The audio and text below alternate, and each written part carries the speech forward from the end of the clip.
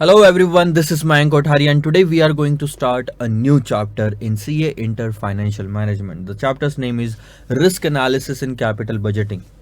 सो ध्यान दीजिए, कुछ चीज़ें मैं आपको बताता हूँ इस चैप्टर से रिलेटेड। एक तो पहले बैकग्राउंड जानते हैं।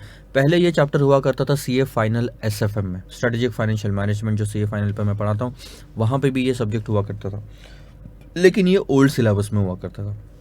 क्योंकि अब हम न्यू सिलेबस में आ गए हैं तो एसएफएम से वो चैप्टर हटा के आपके सीए इंटर के फाइनेंशियल मैनेजमेंट पे वो डाल दिया गया। ठीक है, कोई दिक्कत नहीं सर, डाल दिया पढ़ेंगे हम जबरा। चलो, तो दूसरी बात क्या है, जो आपने पहला चैप्टर देखा, चैप्टर नंबर 7 इन्वेस्टमेंट डिसीजन, वो कैपिटल बजटिंग ही था एक तरह से। कैपिटल बजटिंग, वो जो इन्वेस्टमेंट डिसीजन आपने देखा वो बेसिक्स था, उसी का एक्सटेंडेड वर्जन यानी आगे का वर्जन, यानी कि थोड़ा और टफ लेवल बोलो या उसमें नए कॉन्सेप्ट्स बोलो, वो है risk analysis in capital budgeting. तो एक तरह से चैप्टर नंबर 7 और 8 अगर एक साथ आप पकड़ो तो पूरा चैप्टर बनता है। आधा आपने पहले पढ़ा जो कि बेसिक्स था, उसका अगला वर्जन आप अब पढ़ो, थोड़ा एडवांस्ड है। सो नए नए कॉन्सेप्ट होगे, जानोगे और समझोगे। चैप्टर के बारे में सर डिस्कस करते हैं। सबसे पहले मैं लेता हूं heading, risk analysis in capital budgeting. अगर आपको एक सेंटेंस, एक एग्जांपल से मैं ये पूरी हेडिंग समझाना चाहूं कि चैप्टर किस बारे में है, तो आप ये एग्जांपल लीजिए। कैपिटल बजटिंग का मतलब क्या होता है सर? अच्छा, बुक्स छोड़ दो, बुक्स दिमाग में छोड़ दो कि सर हम एग्जाम के लिए प्रिपरेशन कर रहे हैं या फिर हम कोई कोर्स कर रहे हैं। प्रैक्टिकली बात लेते हैं और आपके और मेरे बीच में रहेगी ये बात, ठीक है? बाहर किसी को नहीं बताएंगे।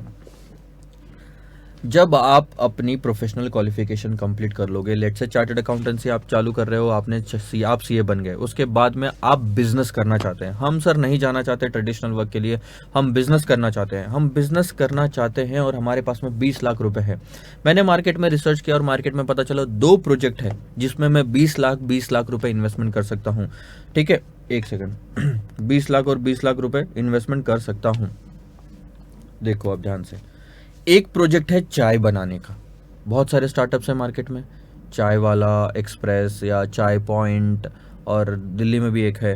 सो चाय बनाने के भी कई स्टार्टअप्स ओपन हुए हैं।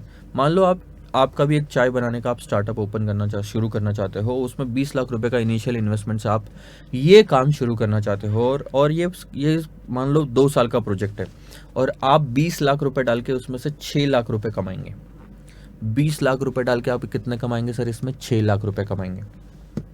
ठीक है, दूसरा एक और प्रोजेक्ट है जिसमें भी आपको 20 लाख रुपए का इन्वेस्टमेंट है और आप उसमें 7 लाख रुपए कमाएंगे, 7 लाख रुपीस। ठीक है, अब बारी आती है डिसीजन लेने की। कैपिटल बजटिंग यानी इन्वेस्टमेंट से रिलेटेड डिसीजंस लेने की, कि क्या मैंने पैसा इन्वेस्ट करना चाहिए, क्या मेरे जेब से मैंने इस प्रोजेक्ट में, बिजनेस में पैसा डालना चाहिए, क्योंकि हमारे चैप्टर का उद्देश्य वो है कैपिटल बजटिंग और इन्वेस्टमेंट डिसीजन। ओके, तो क्या मैंने इस प्रोजेक्ट में इन्वेस्ट करना चाहिए या नहीं करना चाहिए, ये डिपेंड करता है। पहली चीज, इन्वेस्टमेंट दोनों में देखो सेम है, 20-20 लाख का। उसके बाद रिटर्न्स देखो, इसमें मैं 5 लाख कमा रहा हूँ, सॉरी 6 लाख कमा रहा हूँ, इसमें मैं 7 लाख कमा रहा हूँ। सर जब इन्वेस्टमेंट दोनों में सेम है बट रिटर्न दूसरे प्रोजेक्ट में ज्यादा है, तो मैं दूसरा प्रोजेक्ट चूज करूंगा। Investment same, life of 2 years दोनों की, इसको भी चलाओ तो 2 साल चलेगा, इसको भी चलाओ तो 2 साल चलेगा, सेम, बट रिटर्न अलग अलग है। तो आप 7 लाख रुपए इसमें कमा रहे हो, go for this second project. आपने ये ब्लाइंडली तो डिसीजन ले लिया कि सेकंड प्रोजेक्ट के लिए लेंगे, कोई भी रैशनल पर्सन ये डिसीजन लेगा जरूर, लेकिन आपका डिसीजन बदल सकता है अगर मैं आपको बता दूं ये प्रोजेक्ट कौन सा है। पूरी कहानी में आपने एक चीज अगर नोटिस की होगी, तो मैंने आपको ये नहीं बताया कि प्रोजेक्ट का नेचर क्या है। सेकंड वाला जो प्रोजेक्ट है, फर्स्ट वाले प्रोजेक्ट के लिए तो ठीक है, चाय वाला बिजनेस है, सेकंड वाले प्रोजेक्ट के लिए मैंने बताया नहीं। अच्छा, फर्स्ट वाला प्रोजेक्ट लो तो चाय ऐसी चीज़ है जो हर कोई पीता है, मैक्सिमम लोग इंडिया में पीते हैं, तो बिजनेस चलने के काफ़ी ज़्यादा आसार है, कोई दिक्कत नहीं जाएगी आपको इसको, ये वाला बिजनेस चलाने में। लेकिन सेकंड वाला प्रोजेक्ट अगर आपका दारू वाला प्रोजेक्ट रहा, सिगरेट वाला प्रोजेक्ट रहा, टोबैको वाला प्रोजेक्ट रहा, जो कि हार्मफुल है इंसान की ज़िंदगी के लिए, प्लस गवर्नमेंट हर जगह पे एड्स देती है कि ये सब चीज़ें नहीं लेना चाहिए, प्लस इनसे रिलेटेड रूल्स एंड रेगुलेशन आए गए दिन आते रहते हैं, प्लस आप जहाँ पे भी स्टोर ओपन करना चाह रहे हैं उसके आसपास अगर मंदिर, मस्जिद या फिर कुछ ऐसे लोग रहते हैं जिनको परेशानी जाएगी दारू के बिजनेस से, आपके वहाँ पे लगाने से, उनको रिस्क बढ़ जाता है। तो ये सब चीज़ों से आपका डिसीजन बदल सकता है। अब अगर मैं बताऊं कि दारू के बिजनेस में 1 लाख रुपए ज़्यादा मिल रहा है सिर्फ, आप कौन सा बिजनेस चूज करोगे? अब बताओ। कई सारे लोग अब दारू के बिजनेस से चाय वाले बिजनेस पे शिफ्ट हो जाएंगे। क्यों? क्योंकि वो इतना रिस्क नहीं लेना चाहते जितना एक्स्ट्रा उनको रिटर्न मिल रहा है। आपको यहाँ पे ये चीजें ध्यान में रखने की जरूरत है कि सर चाय के बिजनेस के बजाय अगर मैं दारू का बिजनेस कंडक्ट करता हूँ या शुरू करता हूँ तो उसमें मेरे को कितना ज्यादा रिस्क उठाना पड़ रहा है। गवर्नमेंट कल कुछ और रेगुलेशन लेके आ जाएंगी, मारना पिटाई वगैरह, कहीं लोग अगर झगड़े करते हैं वहाँ पे वो सब चीज़ें शुरू हो जाएगी। मंदिर मस्जिद है तो अलग से वहाँ के लोग आपको परेशान करेंगे। रूल्स रेगुलेशन उल्टे सीधे आ गए तो आपको हो सकता है दुकान बंद भी करनी पड़े। क्योंकि कई बार अभी रिसेंट में आए थे कि हाईवे से 500 मीटर के अंदर तक दायरे में कोई शराब की दुकान नहीं होनी चाहिए। तो आप अगर ऐसा शराब का कोई बिजनेस कर रहे हैं तो आपको रिस्क बहुत ज़्यादा होती है एज़ कम्पेयर टू द चाय का बिजनेस। अब इतना सारा रिस्क लेने के बाद में इनकम आपको कितना एक्स्ट्रा मिल रही है? 6 लाख से 7 लाख पे जा रहे हो, सिर्फ 1 लाख रुपए की इनकम ज़्यादा मिल रही है। सो यहाँ पे डिसीजन ये लेना ज़रूरी है कि सर जो एक्स्ट्रा इनकम मुझे मिल रही है क्या उसके एवज में मैं इतना जो रिस्क उठा रहा हूँ वो सही है? रिस्क उठाने के बदले में जो मेरे को एक्स्ट्रा इनकम मिल रही है वो इनफ है? Am I satisfied? No. If I am not satisfied then I will continue, I will go with the chai business, मतलब टी वाला बिजनेस। ठीक है। तो इस पूरी कहानी से आपको क्या पता चलता है कि प्रोजेक्ट की अमाउंट और रिटर्न भले ही सेम हो, प्रोजेक्ट पे रिस्क कितना है ये देखना ज़रूरी है। सो प्रैक्टिकल लाइफ में जब आप कोई भी डिसीजन लेंगे इन्वेस्टमेंट से रिलेटेड, आप ज़रा सोचेंगे, आप देखेंगे कि इस प्रोजेक्ट में रिस्क कितना है। अगर मैं आपको बोल दूं कि चलो यार आप एक काम करो, 20 लाख रुपए का चाय में इन्वेस्टमेंट है, 6 लाख रुपए कमाओगे, इससे अच्छा आप एक काम करो 20 लाख रुपए का इन्वेस्टमेंट है और आप उसमें 1 करोड़ कमाओगे। सर 20 लाख के इन्वेस्टमेंट से 1 करोड़ कमाऊंगा, कितना अच्छा है। लेकिन वो ड्रग्स का बिजनेस है, करोगे? नहीं करोगे। इलीगल बिजनेस है, रिस्क बहुत ज़्यादा है, आप नहीं करोगे। सो रिटर्न ज़्यादा है ये देख के काम नहीं होता, इस तरीके से इन्वेस्टमेंट डिसीजन नहीं लिए जाते। रिस्क कितना है किसी प्रोजेक्ट में ये आपको देखना ज़रूरी है। So this is what the entire chapter is about. Risk analysis in capital budgeting says about कि किसी भी इन्वेस्टमेंट डिसीजंस के लिए अप्रूवल देने के पहले आपको उस प्रोजेक्ट का रिस्क एडजस्ट करना ज़रूरी है, देखना ज़रूरी है। हर प्रोजेक्ट का रिस्क अलग अलग होता है, तो रिस्क को एडजस्ट करके फिर प्रेजेंट वैल्यू निकालो, फिर कैश फ्लो निकालो, फिर डिसीजन लो। So this is what all we are going to study in this chapter. क्या क्या टॉपिक्स है, क्या क्या नए नए कॉन्सेप्ट्स हम देखेंगे, ये पहले ही क्वेश्चन में मैं आपको समझा दूंगा यहाँ पे इस छोटे से चार्ट के मदद से। आइए देखते हैं पहला क्वेश्चन क्या है sir. What are the different techniques of risk analysis in capital budgeting? Capital budgeting में रिस्क को एनालाइज करने की क्या क्या नए नए तरीके या डिफरेंट तरीके हम देखने वाले हैं। So the different techniques of risk analysis in capital budgeting has been mentioned below. 3 हिस्सों में हमने सर डिवाइड किया कि ये जो टेक्निक्स है जो हम देखने वाले हैं चैप्टर में, ये 3 हिस्सों में हमने डिवाइड किया। एक सेकंड। पहला हमने लिया सर स्टैटिस्टिकल टेक्निक, जिसमें हम स्टैटिस्टिक्स का इस्तेमाल करेंगे। और ये स्टैटिस्टिक्स जो आपने मैथमेटिक्स स्टैटिस्टिक्स आपने फाउंडेशन लेवल पे देखा, उनमें से कई सारी चीज़ें वापस रिपीट होगी। कन्वेंशनल टेक्निक्स, और तीसरा है अदर टेक्निक्स, जो बचे कुचे है वो अदर टेक्निक्स में हमने डाल दिया। अब आप ध्यान दो, आपका टोटल मिला के अगर आप देखना चाहोगे तो 9 टेक्निक्स है जो आपको पढ़नी है। 3 पहले, 2 बाद में, 4 बाद में। सो स्टैटिस्टिकल टेक्निक में सबसे पहली टेक्निक है प्रोबेबिलिटी। रिस्क के हिसाब से आप प्रोबेबिलिटी एडजस्ट करते हो। अगर प्रोजेक्ट बहुत ज़्यादा रिस्की है तो उसकी प्रोबेबिलिटी आप कम देते हो कि उसमें कैश फ्लोज इनकर होंगे, उसको कम प्रोबेबिलिटी असाइन होती है। यहाँ पे चाय वाले बिजनेस को ज़्यादा प्रोबेबिलिटी असाइन होती है। प्रोबेबिलिटी का मतलब होता है चांसेस, आगे पढ़ेंगे। सेकंड कॉन्सेप्ट है आपका वरायंस और स्टैंडर्ड डेविएशन। ये वरायंस और स्टैंडर्ड डेविएशन हम फाउंडेशन लेवल पे देख चुके हैं, एक बार वापस से डिस्कस करेंगे हम सीए इंटर पे। तीसरा है सर कोएफिशिएंट ऑफ वेरिएशन। तो ये कॉन्सेप्ट भी क्या है आगे हम देखेंगे। उसके बाद में कन्वेंशनल टेक्निक में आप पढ़ोगे risk adjusted discounted rate, RADR हम उसको कहते हैं। सीए फाइनल में मैं बहुत पढ़ाता था इस चीज़ को, RADR, ठीक है। और उसके बाद आता है सर्टेनिटी इक्विवेलेंट अप्रोच, या सर्टेनिटी इक्विवेलेंट्स भी आप बोल सकते हैं इसे। अदर टेक्निक्स में आपका आता है sensitivity analysis, scenario analysis, simulation क्या होता है, और डिसीजन ट्री एनालिसिस। इसको एनालिसिस आ गया, आप लिख लेना अपनी बुक में। तो इस तरह से मिला के हम 9 चीज़ें हैं, 3, 2, 5 और 4, 9 जो हम देखने वाले हैं आगे। सर इस लेक्चर में हम कहाँ तक कंप्लीट करेंगे ये बता दीजिए। हम इस लेक्चर में ये स्टैटिस्टिकल टेक्निक पूरी कंप्लीट करके ही जाएंगे। आइए सर शुरू करते हैं क्वेश्चन नंबर 1 मतलब 2 से। अब 2 से शुरू करेंगे। सो ये सब शुरू करने के पहले एक बेसिक अंडरस्टैंडिंग इस चैप्टर की आना ज़रूरी है। ये हम कुछ क्वेश्चन में 4 से 5 नंबर तक के क्वेश्चन में हम देखेंगे। सबसे पहले देखिए क्वेश्चन क्या है, what are the different types of decision making that we can take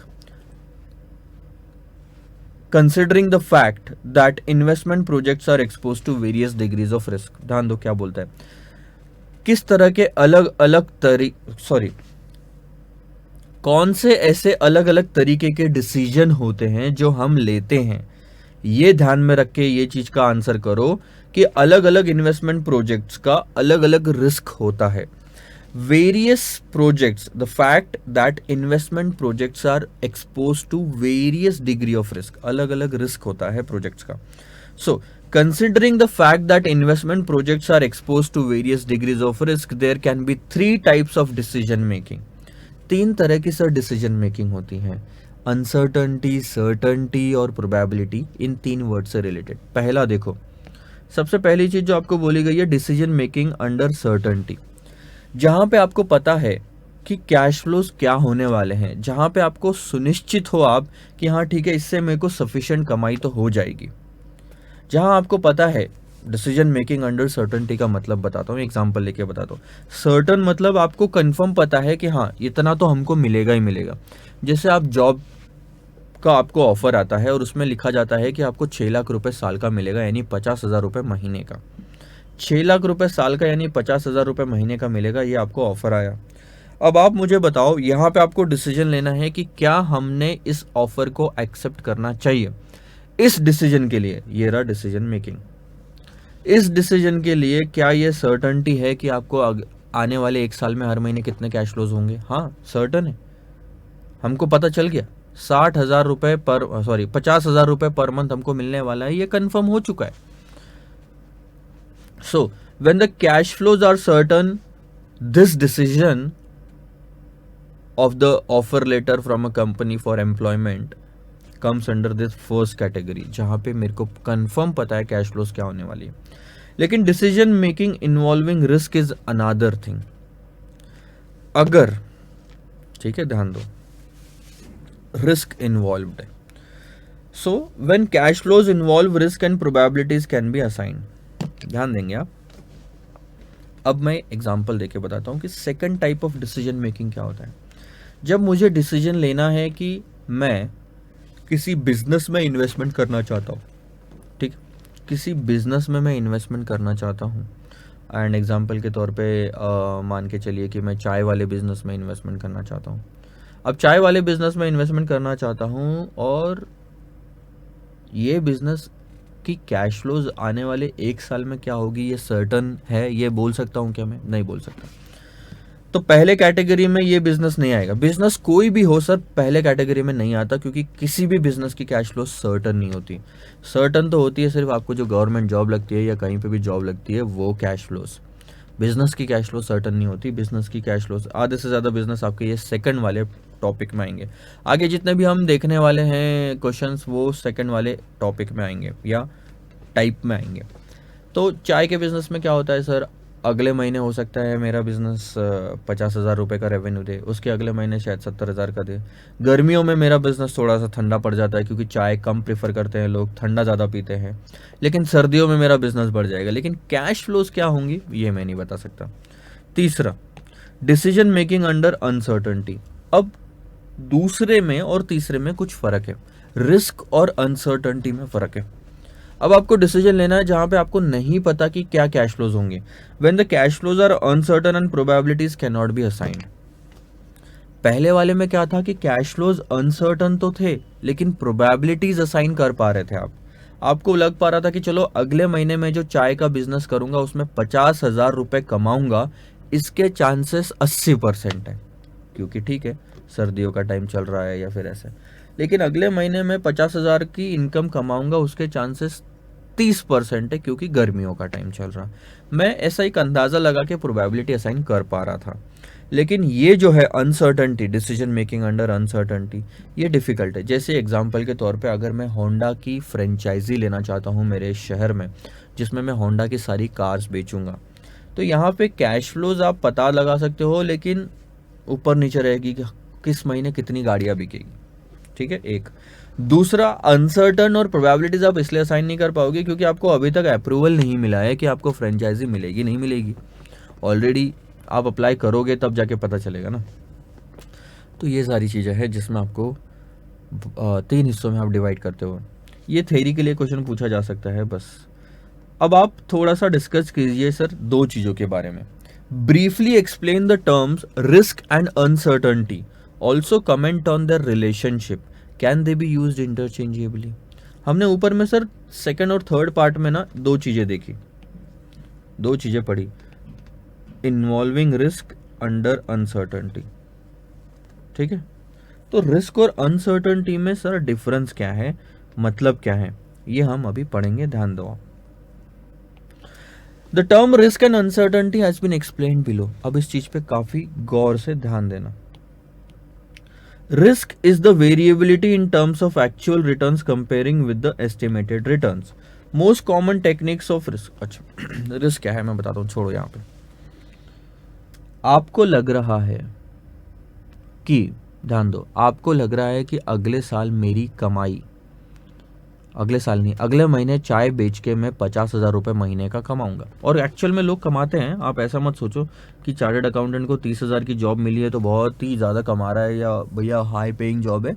चाय वाले को भी उससे ज़्यादा पैसे मिलते हैं, बट वो क्लास नहीं मिल पाता जो आप क्लास चाहते हैं बिजनेस में।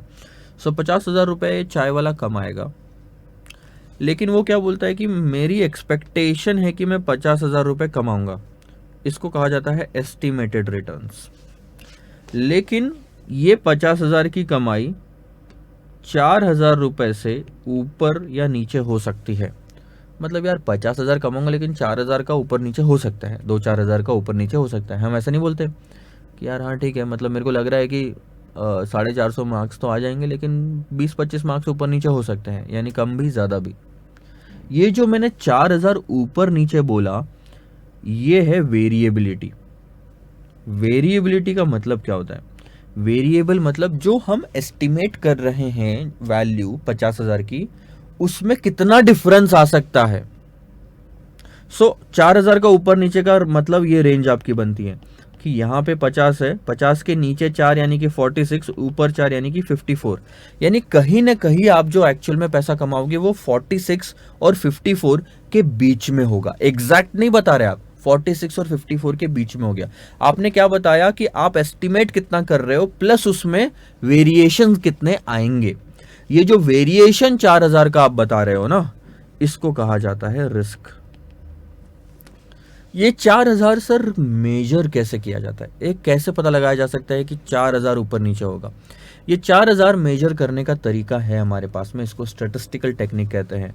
इस 4,000 को जिस तरीके से मेजर किया जाता है उसको कहा जाता है स्टैंडर्ड डेविएशन। स्टैंडर्ड डेविएशन या कोएफिशिएंट ऑफ वेरिएशन, या फिर आप वरायंस बोलो फिलहाल के लिए, स्टैंडर्ड डेविएशन या variance. So the most common techniques of risk measurement are standard deviation and coefficient of variation. ये हम आगे देखेंगे। There is a very thin difference between risk and uncertainty. Risk और uncertainty के बीच में बहुत बारीक सा गैप है। In case of risk, probability distribution of cash flows is known. ध्यान देंगे, जो भी कैश फ्लोज होने वाली है उसकी प्रोबेबिलिटीज हमको पता होती है कि 50,000 का बिजनेस करूंगा लेकिन इसके चांसेस 80% है, 70,000 का बिजनेस करूंगा लेकिन इसके चांसेस 70% है, 60,000 का बिजनेस करूंगा लेकिन इसके चांसेस सिर्फ 10% है। ये प्रोबेबिलिटीज आपको पता होती है रिस्क के केस में। लेकिन when no information is known to formulate the probability distribution of the cash flows, the situation is referred to as uncertainty. मैं 50,000 कमा सकता हूँ, चांसेस कितने हैं नहीं पता। 60,000 कमा सकता हूँ, चांसेस कितने हैं नहीं पता, पता नहीं भी लगा सकता। 70,000 कमा सकता हूँ, चांसेस कितने हैं नहीं पता। जब ऐसी सिचुएशन आती है तो उसको अनसर्टनिटी वाली सिचुएशन कहा जाता है। प्रोजेक्ट हाथ में मिलेगा या नहीं मिलेगा नहीं पता, रिस्क और अनसर्टनिटी के बीच में ये डिफरेंस है। रिस्क में आप प्रोबेबिलिटीज असाइन कर सकते हो, अनसर्टनिटी में आप नहीं कर सकते। However these two terms are often used interchangeably. ठीक है, मैंने आपको बहुत ही बारीक से डिफरेंस तो बता दिया, लेकिन हमारी सिलेबस में हम अनसर्टनिटी रिस्क दोनों को ऑलमोस्ट सेम तरीके से ट्रीट करेंगे कैलकुलेशन पर्पस के लिए। ठीक है, आगे बढ़ते हैं सर। अब आप बताइए sir, mention and briefly explain the different sources of risk. पानी पी ले, थोड़ा सा ब्रेक लो।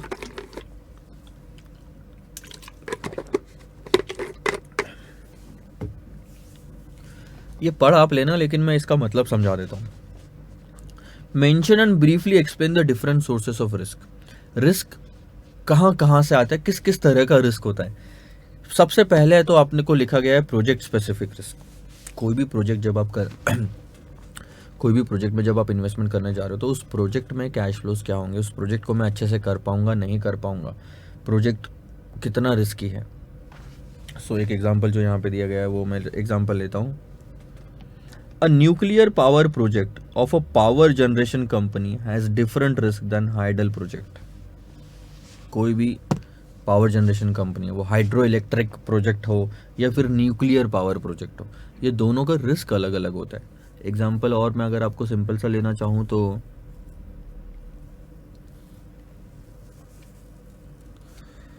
मान लो प्रोजेक्ट स्पेसिफिक रिस्क लेते हैं। ठीक है, रोड का कंस्ट्रक्शन करना है किसी एरिया में, सर रोड का कंस्ट्रक्शन करना है एक प्रोजेक्ट। दूसरा प्रोजेक्ट है सर मेरे को ब्रिज बनाना है किसी और एरिया में। सो दोनों ये प्रोजेक्ट है। अब ये प्रोजेक्ट टाइम पे ख़त्म होंगे नहीं होंगे, इस प्रोजेक्ट की कॉस्ट बढ़ेगी नहीं बढ़ेगी, इस प्रोजेक्ट को मैं कंप्लीट कर पाऊंगा नहीं कर पाऊंगा, ये सारे जो अलग अलग तरीके के सवाल उठते हैं ये रिस्क पैदा करते हैं हर प्रोजेक्ट में। सो हर प्रोजेक्ट का ये जो रिस्क होता है ये अलग अलग होता है। चलो एक एग्जाम्पल के तौर पे, एक ब्रिज को एक एरिया में बनाना और उसी तरह का ब्रिज किसी और सिटी में किसी और रिवर के पास में बनाना, दोनों में रिस्क अलग अलग होगा। तो अब ये प्रोजेक्ट स्पेसिफिक रिस्क है, क्योंकि आपका एक प्रोजेक्ट ये है, दूसरा प्रोजेक्ट ये है, दोनों नेचर सेम है लेकिन प्रोजेक्ट तो दो अलग अलग हुए। इसको कंप्लीट कर पाए, इसको नहीं कर पाए, क्योंकि इसको कंप्लीट करने में उस एरिया में कुछ दिक्कतें आ रही थी, या अप्रूवल या कॉस्टिंग या फिर कुछ प्रॉब्लम आई। So that is something related to the project, भले ही नेचर सेम हो। दूसरा होता है कंपनी स्पेसिफिक रिस्क। अब इस दोनों प्रोजेक्ट को ध्यान दो, इस दोनों प्रोजेक्ट को टाटा की कंपनी ले या इन दोनों प्रोजेक्ट को रिलायंस की कंपनी कंडक्ट करे, रिस्क अलग अलग हो जाएगा। चलो फॉर द टाइमिंग मान के चलो कोई भी एक ही प्रोजेक्ट है, दो छोड़ दो।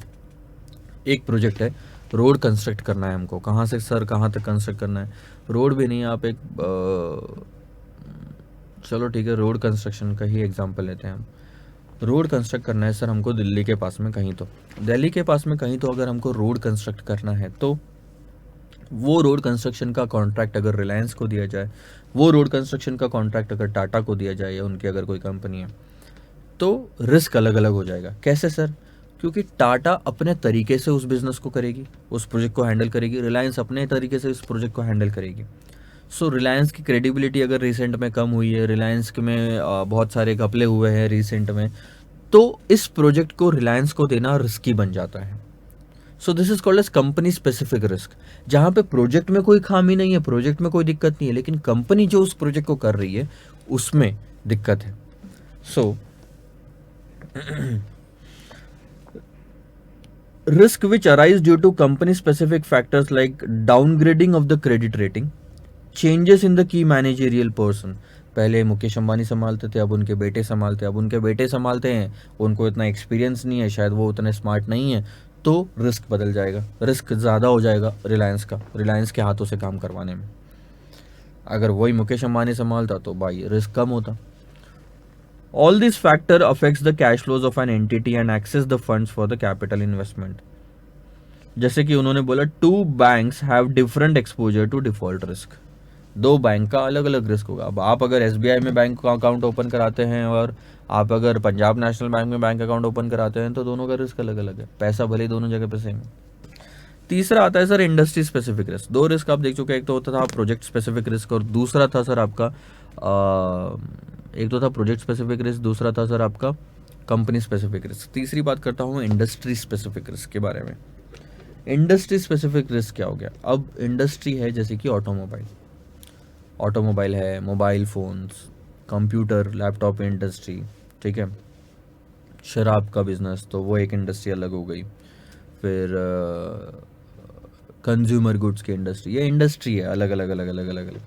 अब मान लो, ठीक है, टाटा कोई कार बनाना चाहती है, ठीक है, और होंडा भी कोई कार बनाना चाहती है इंडिया में। वो अपना कार का बिज़नेस कर रहे हैं, ठीक है। लेकिन अब दिक्कत क्या आई, नहीं चलो शराब का बिज़नेस लेते हैं, वो बहुत ज़्यादा आसान है समझाने के लिए। तो मैं शराब का स्टोर ओपन करना चाहता हूँ, आप भी शराब का स्टोर ओपन करना चाहते हैं इंडिया में। आप दिल्ली में करो, मैं मुंबई में करता हूँ, ठीक है। अब शराब का बिज़नेस का रिस्क जो है वो, ठीक है, मतलब आपकी कंपनी, आप लोन लेके शराब का बिज़नेस चालू करना चाहते हो, मैं भी लोन लेके शराब का बिज़नेस चालू करना चाहता हूँ। आपका और मेरा रिस्क अलग अलग रहेगा, क्योंकि आप पे कर पाओ नहीं कर पाओ, मैं पे कर पाऊँ नहीं कर पाऊँ बैंक को वापस। This is company specific risk. शराब का बिज़नेस में क्या हुआ है कि अगर गवर्नमेंट ने कोई दिक्कत ला दी कि शराब में टैक्सेस तो नहीं बोल सकते हम ऐसी चीज़ बोलेंगे कि जो पूरी शराब की इंडस्ट्री को अफेक्ट करेगा। ऐसा कोई भी डिसीजन अगर गवर्नमेंट की तरफ से आता है या लोगों की तरफ से आता है या हाई कोर्ट की तरफ से आता है, जिसमें आपके बिज़नेस पे इम्पैक्ट पड़ेगा, मेरे बिज़नेस पे भी इम्पैक्ट पड़ेगा, आपको भी नुकसान हुआ और मेरे को भी नुकसान हुआ, तो वो किस वजह से हुआ ये ध्यान दो। क्या वो कंपनी स्पेसिफिक रिस्क था? नहीं सर। कंपनी स्पेसिफिक होता तो या तो आपको होता या तो मेरे को होता। दोनों कंपनी को एक साथ हुआ, इसका मतलब वो इंडस्ट्री में ही फॉल्ट है। वो इंडस्ट्री में ही कुछ ऐसी चीज़ आ गई जहाँ पे हम दोनों के बिजनेस को नुकसान हुआ। एग्जाम्पल के तौर पे all of a sudden social media पे शराब के अगेंस्ट में बातें चलने लग गई, तो शराब का बिजनेस कम हो गया, तो इससे आपको भी नुकसान, मुझे भी नुकसान हुआ। आई बात आपको समझ में? एक सेकंड आप होल्ड करेंगे।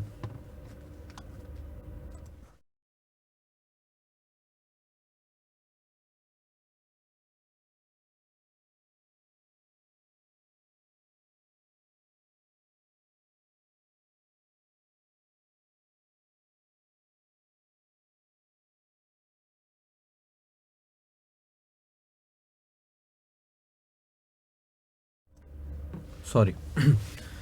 तो दोनों के बिजनेस को वो अफेक्ट करेगा। कोई भी रेगुलेटरी रिस्ट्रिक्शन आया, मान लो कि आपके जो स्टोर था वो भी हाईवे के पास में था, मेरा भी स्टोर हाईवे के पास में था, और बहुत सारे लोग ऐसे हैं जो बिज़नेस करते हैं, शराब की दुकान डालते हैं हाईवे के पास में, ताकि ट्रक्स जो आने वाले रहते हैं उन लोगों को ज़्यादा लगती है ये शराब एंड ऑल दैट।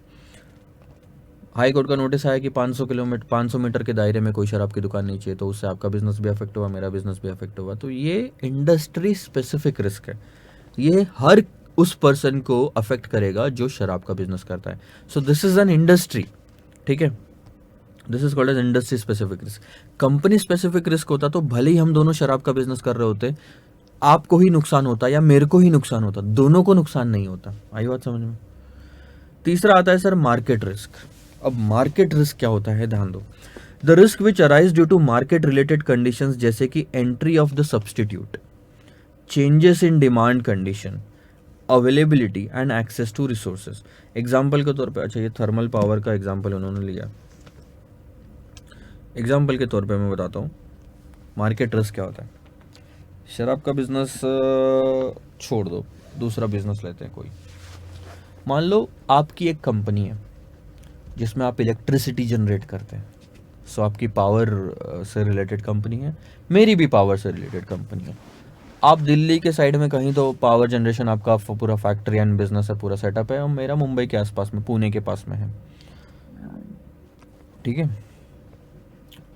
अब अगर कंपनी स्पेसिफिक रिस्क होता तो वो आपके बिजनेस को अफेक्ट करता सिर्फ क्योंकि मान लो आपकी कंपनी में जो की मैनेजरियल पर्सनल थे या बहुत अच्छे अच्छे लोग जो थे जिनके थ्रू आप काम कराते थे, उनकी सडनली डेथ हो गई या वो रिटायर हो गए, और अब जो नए बंदे आए हैं वो इतने अच्छे नहीं हैं। That is company specific risk, ठीक है। मैं क्या बता रहा हूँ, अगर गवर्नमेंट ने कुछ रेगुलेशन लाया होता कि इलेक्ट्रिसिटी के रेट बढ़ा दिए सबके लिए और प्राइवेट कंपनीज को भी वो बढ़ाने पड़ेंगे, तो वो इंडस्ट्री स्पेसिफिक रिस्क होता, क्योंकि वो आपको भी अफेक्ट कर रहा है, वो मुझे भी अफेक्ट कर रहा है, हम दोनों को रेट्स बढ़ाने पड़ेंगे। लेकिन चौथी बात करते हैं sir market risk. Market risk भी जनरली आपको भी अफेक्ट करेगा, मुझे भी अफेक्ट करेगा, हो सकता है आपको करे मुझे ना करे। कैसे? मार्केट स्पेसिफिक रिस्क में क्या होता है, the risk which arise due to market related condition, मतलब ये आपके हाथ में नहीं है, ये मार्केट में कुछ ऐसा हो रहा है जिससे हमारे बिजनेस पे इंपैक्ट पड़ रहा है। जैसे कि entry of the substitute, power वाला बिजनेस की जगह आप पेट्रोल वाला बिजनेस लो, ठीक है। आप इंडियन ऑयल कॉरपोरेशन, मैं भारत पेट्रोलियम, ठीक है, दो अलग अलग इंडियन ऑयल कॉरपोरेशन, मतलब आप वो लो, क्या बोलते हैं, कौन सी दो कंपनी है पेट्रोल की, एक सेकंड मैं बताता हूँ आपको। एक तो भारत पेट्रोलियम है, ठीक है,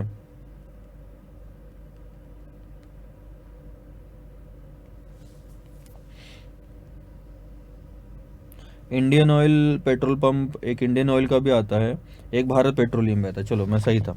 सो इंडियन ऑयल है आपका, मेरा भारत पेट्रोलियम है, ठीक है, दोनों का बिजनेस चल रहा है। अब दिक्कत क्या हुई, मार्केट में गैस यूज़ ज़्यादा होने लग गया, सब्सटीट्यूट आ गया हमारा, पेट्रोल की जगह लोग अब गैस की गाड़ियाँ खरीदते हैं, गैस कारों में यूज़ होता है, गैस कई जगह पे यूज़ होने लग गया। सो यहाँ पे पेट्रोल डीजल का इस्तेमाल कम हो गया और इससे हमारी कंपनी को नुकसान हो रहा है। So this is called as market risk, जहाँ पे सब्सटीट्यूट आ जाता है हमारे लिए। अब एग्जांपल के तौर पे पहले हम डेस्कटॉप यूज़ करते थे, अब हम आईपैड और लैपटॉप यूज़ करते हैं, तो जो डेस्कटॉप बनाने वाली कंपनी है उसको ये मार्केट रिस्क है। उसके बाद में डिमांड कंडीशंस बदल गई। एग्जांपल के तौर पे इन्होंने जो दिया है वो मैं पढ़ के दिखा रहा हूँ। Thermal power project gets affected if the coal mines are unable to supply coal requirements of a thermal power company. जैसे मैं आपको पावर वाला एग्जांपल दे रहा था, आपका भी पावर कंपनी, मेरा भी पावर कंपनी। अब हम दोनों को पावर जनरेट करने के लिए कोयला लगता है, कोयला डालेंगे रॉ मटेरियल के तौर पे, तब इलेक्ट्रिसिटी जाके जनरेट होगी। लेकिन कोयला ही अगर कोयला सप्लाई करने वाली कंपनियों के द्वारा, तो हमारे बिजनेस को अफेक्ट करेगा। और ये इंडस्ट्री स्पेसिफिक रिस्क नहीं कहा जाएगा, क्योंकि हो सकता है आप तक कोयला पहुंच रहा हो, मेरे तक कोयला नहीं पहुंच पा रहा हो, तो ऐसे तो दोनों को अफेक्ट होना चाहिए इंडस्ट्री स्पेसिफिक होता तो, लेकिन ये दोनों को अफेक्ट नहीं हो रहा। This is called as market risk. और ये कंपनी स्पेसिफिक भी रिस्क नहीं है, मेरी वजह से, मेरी कंपनी की वजह से नुकसान नहीं हुआ, किसी आउटसाइडर की वजह से नुकसान हुआ, दैट इज मार्केट रिस्क। तीसरा होता है कंपटीशन रिस्क।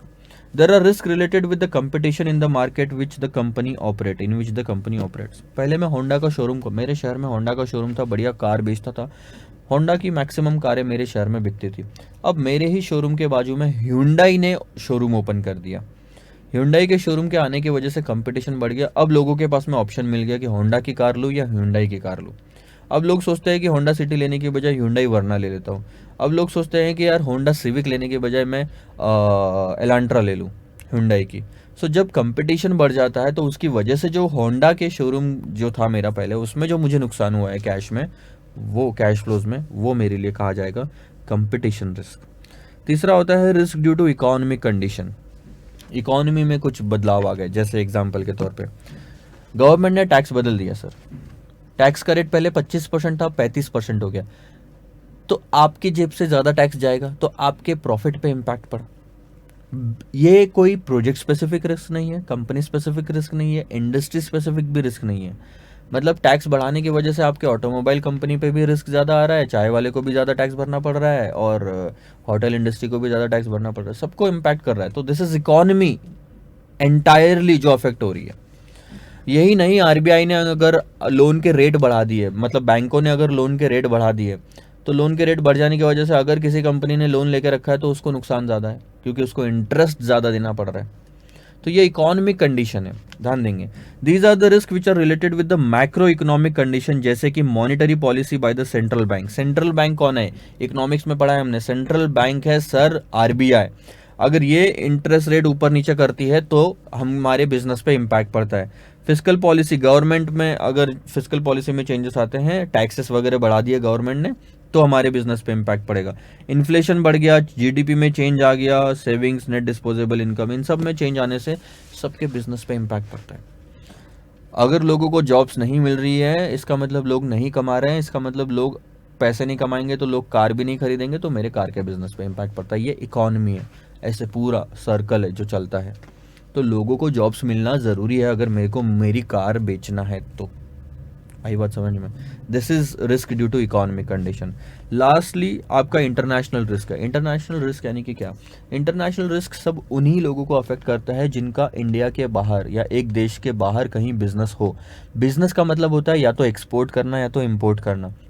सो मैं अगर होंडा जो कार है, होंडा जापान से है, तो होंडा की कार अगर इंडिया में बैन कर दी जाए तो ये इंटरनेशनल रिस्क हो जाए होंडा को, क्योंकि होंडा का इंडिया में काफ़ी अच्छा बिजनेस है और वो बिजनेस पूरी तरह से ठप हो जाएगा अगर इंडिया ने बैन कर दिया। क्यों? जापान और इंडिया की मान लो लड़ाई शुरू हो गई, फिर क्या कर लोगे आप? बैन हो गई। बैन हो गई तो दिक्कतें आएगी। सो this is all about the sources of risk. अलग अलग तरीके के अलग अलग रिस्क है। आप ये मत समझिए कि सर सिर्फ 7 तरह के रिस्क होते हैं। रिस्क बहुत सारे तरीके हैं, आपके सिलेबस में सिर्फ इतना दिया हुआ है। आगे बढ़े सर, ध्यान देंगे। प्रोजेक्ट स्पेसिफिक रिस्क आपको याद आना चाहिए। Project specific, company specific, industry specific, market specific आपका है, competition risk, risk due to economic conditions and lastly international risk. ये सारी चीजें थी। आगे बढ़ते हैं। धीरे धीरे धीरे धीरे कॉन्सेप्ट समझेंगे तभी हम क्वेश्चन सॉल्व कर पाएंगे।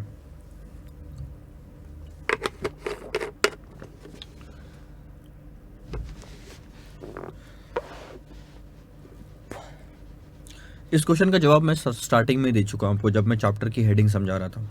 What are the reasons for considering risk in capital budgeting decision? Capital budgeting से रिलेटेड डिसीजंस लेने के समय पे रिस्क को क्यों कंसिडर किया जाता है, क्यों हमने रिस्क देखना चाहिए? तो मैंने बोला रिस्क क्यों देखना चाहिए, ध्यान दो, अब हम पढ़ते हैं सिर्फ। The reason for considering the risk in capital budgeting decisions are mentioned as below. पहला, there is an opportunity cost involve while investing in a project. किसी भी प्रोजेक्ट में इन्वेस्टमेंट करते हो तो आपको एक अपॉर्चुनिटी कॉस्ट रहती है। एग्जाम्पल मैं वापस वही लेता हूँ, एक शराब का बिजनेस करना चाहते थे 20 लाख रुपए लगा के, और एक आप चाय का बिजनेस करना चाहते थे 20 लाख रुपए लगा के। चाय के बिजनेस में आपको 6 लाख मिल रहा था और उसी बिजनेस शराब के बिजनेस में आपको 7 लाख रुपए मिल रहा था। सो ध्यान दो, रिस्क कंसिडर क्यों करना जरूरी है। अगर आप शराब का बिजनेस करते तो आपको एक अपॉर्चुनिटी है जो आप खो बैठोगे। कौन सी अपॉर्चुनिटी हम खो बैठते हैं? अगर शराब का बिजनेस हम शुरू करना चाहते हैं तो हम चाय का बिजनेस नहीं शुरू कर पाएंगे। चाय का बिजनेस नहीं शुरू कर पाएंगे तो वो 6 लाख रुपए का हमको नुकसान हो जाएगा। ठीक है, अब ध्यान दो वापस से इस सेंटेंस पे। There is an opportunity cost involved while investing in a project. So किसी भी प्रोजेक्ट में इन्वेस्टमेंट करने के लिए एक अपॉर्चुनिटी कॉस्ट है जो आप इन्वॉल्व होती है। सो इस वाले जो एग्जांपल में अपॉर्चुनिटी कॉस्ट कितनी है सर? 6 लाख रुपए की अपॉर्चुनिटी कॉस्ट है जो आप खो बैठोगे। For the level of risk, जो भी आप शराब के बिजनेस में रिस्क ले रहे हो, उठा रहे हो, वो adjustment of risk is necessary. इस एक्स्ट्रा रिस्क को एडजस्ट करना is necessary to help make the decision as to whether the returns out of the project. ध्यान देना, ये रिस्क को एडजस्ट करना इसलिए जरूरी है ताकि आप डिसीजन लेने में आपको मदद मिले कि क्या जो रिटर्न हमको मिल रहे हैं इस प्रोजेक्ट से are proportionate with the risk borne and whether it is worth investing in the project over the other investment option available. क्या जो हमारे पास दूसरा ऑप्शन अवेलेबल था उसके ऊपर जो शराब के बिजनेस में हम रिस्क ले रहे हैं। सो कहीं ना कहीं आपको इस रिस्क को मेजर करना पड़ेगा कि मान लो हम चाय वाला बिजनेस लेते हैं और हम शराब का बिजनेस लेते हैं। तो शराब का बिजनेस अगर हम ले तो मैं लिखता हूँ पहले अल्कोहल। ठीक है, सो कहीं ना कहीं पहले आपको रिस्क मेजर करना पड़ेगा। So let's say the risk measure in terms of percentage is 10% in T and 20% in alcohol. 20 भी नहीं, 18 ले लो। सो 18% रिस्क है अल्कोहल में, तो रिस्क ज़्यादा है। आपको क्या पता करना है सर? आप जो एक्स्ट्रा रिस्क ले रहे हो 8% का, और टी वाले बिजनेस में आपको 6 लाख मिल रहे हैं और अल्कोहल वाले बिजनेस में आपको 7 लाख मिल रहे हैं। तो अब आप अगर देखोगे तो आप फिगर्स में पता लगा सकते हो कि 8% का एक्स्ट्रा रिस्क लेने के बदले में मुझे सिर्फ 1 लाख रुपए एक्स्ट्रा मिल रहा है। 10% के रिस्क पे 6 लाख मिलता है तो 18% के रिस्क पे कितना मिलना चाहिए था, ये पहले पता करो। सो अगर मैं पता करने जाऊं, 6 लाख मिलता है 10% के रिस्क पे, तो 18% के रिस्क पे मेरे को कम से कम 10,80,000 मिलना चाहिए था, लेकिन मुझे कितना मिल रहा है? सिर्फ 7 लाख मिल रहा है। सो जितना मैं रिस्क एक्स्ट्रा उठा रहा हूँ उतनी मेरे को इनकम नहीं हो रही है। ये पता लगाता है रिस्क एनालिसिस। सेकंड पार्ट आपको बोलता है risk adjustment is required to know the real value of the cash inflows. तो रिस्क को एडजस्ट करना is very important in this case. So बस यही था डिसीजन लेने के लिए कि रिस्क एनालिसिस इसलिए ज़रूरी है। अब बात करते हैं sir, briefly explain the term probability. Probability होता क्या है और एक्सपेक्टेड नेट कैश फ्लोज क्या होते हैं और एक्सपेक्टेड नेट प्रेजेंट वैल्यू क्या होती है, ये एक एग्जांपल के साथ में मैं समझाऊंगा आपको। एग्जैक्टली कुछ रफ फिगर्स लेंगे, हम कैलकुलेशन करेंगे। सबसे पहले तो सर प्रोबेबिलिटी की बात बताता हूँ। जब आप सिक्का उछालते हैं तो दो चीज़ें हो सकती है, या तो हेड्स आएगा या तो टेल आएगा। और क्योंकि दो ही पॉसिबिलिटी हो सकती है तो 100% प्रोबेबिलिटी, टोटल प्रोबेबिलिटी कितनी होती है 100%। 100% को दो हिस्सों में डिवाइड कर दो तो 50-50% चांसेस है, हम ये बोलते हैं। So what are the chances of head and what are the chances of tail if you toss a coin? 50% of the head, 50% of the tail, यही बोलते हैं हम। इसी को कहा जाता है प्रोबेबिलिटी। अब मैं अगले साल 50,000 कमाऊंगा, 60,000 कमाऊंगा, 70,000 कमाऊंगा और 80,000 कमाऊंगा। ध्यान दो, अब हम कुछ रियल फिगर्स लेते हैं, ठीक है।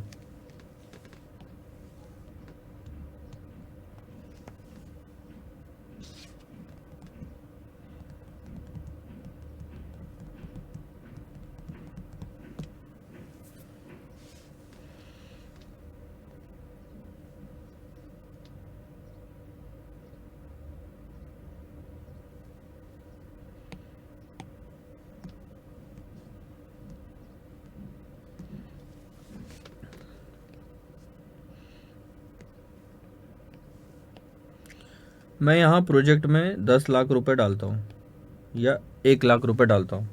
इसके बाद में पहले साल, दूसरे साल, चलो पहले साल ही ले लो, एक ही साल का प्रोजेक्ट मानते हैं। 1 लाख रुपए डालने के बाद में 1 साल का प्रोजेक्ट है तो मैं इस प्रोजेक्ट पे हो सकता है 2,50,000 कमाऊँ, मैं हो सकता है 1,80,000 कमाऊँ, मैं हो सकता है 90,000 कमाऊँ, और मैं हो सकता है कि 1,50,000 कमाऊँ। चारों कैश फ्लोज मेरे को लगता है अलग अलग सिनेरियो में। मार्केट बहुत अच्छा रहा तो 2.5 लाख रुपए कमाऊंगा, मार्केट थोड़ा कम रहा तो 1,80,000, बुरा रहा तो सिर्फ 90,000 कमा पाऊंगा, और मीडियम रहा तो 1,50,000 में कमा पाऊंगा। अब अच्छा रहने के चांसेस कितने, तो मेरे को लगता है कि सर टोटल देखो 100% आनी चाहिए जितने भी ऑप्शन हो उसके। मेरे को लगता है कि सर इसके चांसेस 40% है, इसके चांसेस 20% है, इसके चांसेस 30% है। 40, 20, 60 और 30, 90, और बचा 10 मैंने यहाँ ले लिया। सो अगर आप ये देखोगे तो मैंने प्रोबेबिलिटीज असाइन कर दी है। सबसे पहला तो आपको समझने की जरूरत थी प्रोबेबिलिटी क्या होता है। प्रोबेबिलिटी होता है कि किसी भी चीज के होने के चांसेस कितने होते हैं। तो जब मैं कॉइन को टॉस करने की बात कर रहा था तो उसमें दो ही ऑप्शन पॉसिबल थे, दो ही पॉसिबिलिटी थी। तो पूरे 100% प्रोबेबिलिटी को दो चीज़ों में आपने डिवाइड किया था, दो ही हिस्सों में आपने डिवाइड किया था। अब यहाँ पे 4 पॉसिबिलिटी है तो 100% प्रोबेबिलिटी को 4 हिस्सों में डिवाइड करना ज़रूरी है, जो मैंने किया। 40, 20, 30, 10, ये आपको क्वेश्चन में दिया रहेगा। अब दूसरी बात क्या आती है कि sir expected net cash flows क्या होती है। एक्सपेक्टेड नेट कैश फ्लोज क्या होती है ऐसे केसेस में। ऐसे केसेस में sir expected net cash flows कैसे निकालते हैं, बहुत ही सिंपल सा तरीका है आपका, मैं आपको समझाता हूँ। मैं यहाँ ले लेता हूँ, ठीक है। एक्सपेक्टेड कैश फ्लोज निकालने का तरीका, probability cash flows,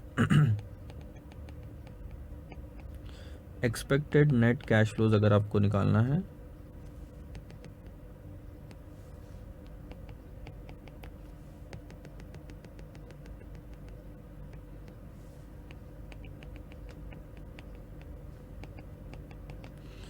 simply probability को कैश फ्लो से मल्टीप्लाई करो। प्रोबेबिलिटी को कैश फ्लो से मल्टीप्लाई करो तो क्या आएगा सर,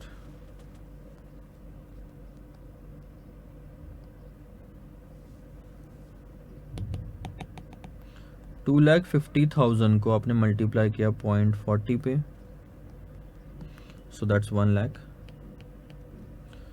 फिर 1,80,000 को करोगे तो 36,000, फिर 90,000 को करोगे तो 27,000, और इसको अगर करोगे तो 15,000।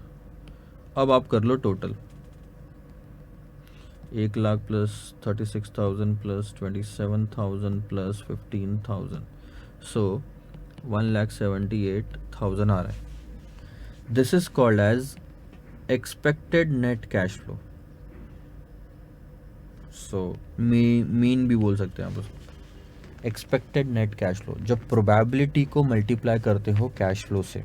सो अगर ये फॉर्मूले में आप देखोगे तो फॉर्मूले में उन्होंने क्या दिया है, ये जो है ये आपकी है कैश फ्लोज और ये जो है ये है probabilities.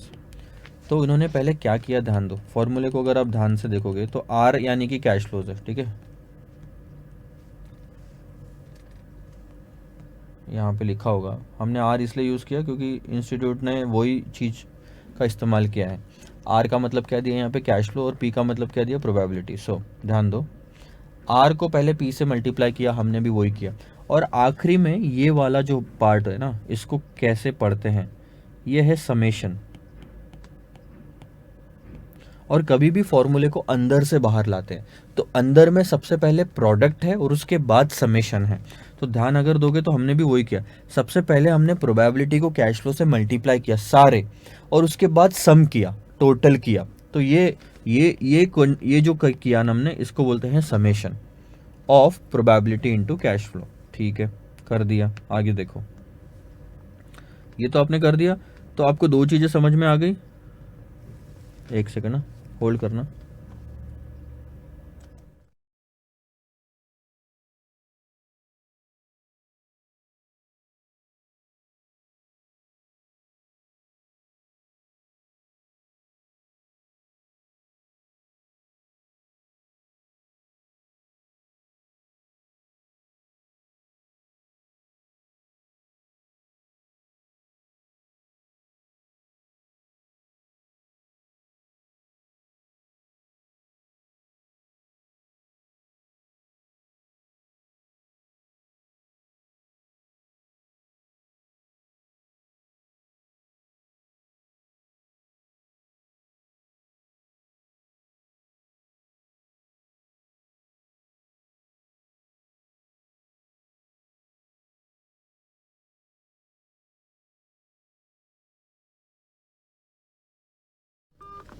Okay, sorry for the disturbance.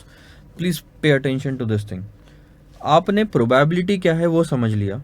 आपने ये समझ लिया कि एक्सपेक्टेड नेट कैश फ्लोज कैसे निकालते हैं, प्रोबेबिलिटी को कैश फ्लो से मल्टीप्लाई करके. अब उन्होंने क्या बोला, एक्सपेक्टेड नेट प्रेजेंट वैल्यू बताओ. बहुत ही सिंपल सा तरीका sir. Expected net present value इस केस में कैसे निकालेंगे आप. आपके पास में पहले क्या था, 0 पॉइंट पे इन्वेस्टमेंट करना एक चीज़ थी. 0 पॉइंट पे इन्वेस्टमेंट करना एक चीज़ थी, और 1 साल बाद कुछ कैश फ्लोज होने हैं. लेकिन वो एक कैश फ्लो नहीं थी, वो 4 कैश फ्लोज थी. लेकिन आपने क्या किया सर, उन चारों कैश फ्लोज को मल्टीप्लाई करके एक कैश फ्लो निकालनी. अब आपके पास में सिर्फ दो चीज़ें हैं, यहाँ पे 1 लाख का इन्वेस्टमेंट और यहाँ पे 1,78,000 का एक्सपेक्टेड कैश फ्लो. कि चारों को ध्यान में रखते हुए, उनकी प्रोबेबिलिटी को ध्यान में रखते हुए एक्सपेक्टेड है कि 1,78,000 रुपये, 78,000 रुपीज़ आप वहाँ पे कमाओगे. सो अब नेट प्रेजेंट वैल्यू निकालनी है. तो आउटफ्लो और इनफ्लो की प्रेजेंट वैल्यू निकालो. आउटफ्लो ऑलरेडी प्रेजेंट वैल्यू पे है, इसको बस यहाँ पे लेके आना है, तो डिस्काउंटिंग करना पड़ेगा. इसके लिए रेट लगता है हमको 10% का, या कोई भी, सॉरी, हमको एक रेट लगता है डिस्काउंटिंग का. इस एग्जाम्पल में हम मान के चलते हैं 10% का रेट है. तो आप कैसे निकालते हो sir, NPV is equal to, या चलो मैं आपको टेबल वाली चीज़ बता देता हूँ, वो लॉन्ग टर्म में काम आएगी. हम लेते हैं year, cash flows, present value factor और प्रेजेंट वैल्यू. 0 और 1 हमारे पास में ये दो ही ऑप्शन है. हमने 1 लाख रुपए यहाँ दिया और 1,78,000 एक्सपेक्टेड था जो मिला. अब आपके लिए सिर्फ काम क्या बढ़ गया है, पहले जैसा ही है, लेकिन आपके लिए काम बढ़ गया है वो एक्सपेक्टेड कैश फ्लो निकालने का. ये 1,78,000 पहले क्वेश्चन में दिया हुआ होता था पिछले चैप्टर तक, लेकिन अब आपको ये 4 में से प्रोबेबिलिटी से मल्टीप्लाई करके निकालना पड़ेगा. सो 10% के हिसाब से अगर हम प्रेजेंट वैल्यू फैक्टर ले तो ये फैक्टर आते हैं, और फाइनल फिगर आपकी ये आएगी 161,802, और NPV आएगा 61,802. So this is called as expected NPV. Expected है इसलिए बार दिखा दिया मैंने. ये हो गया आपका एक्सपेक्टेड NPV. क्यों ये बार दिखाया मैंने ऊपर में, क्योंकि ये जो कैश फ्लो है ये भी एक्सपेक्टेड है.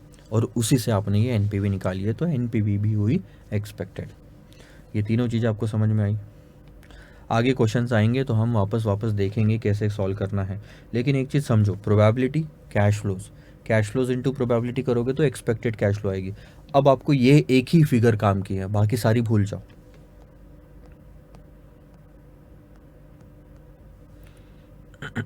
देखो क्या किया, एक्सपेक्टेड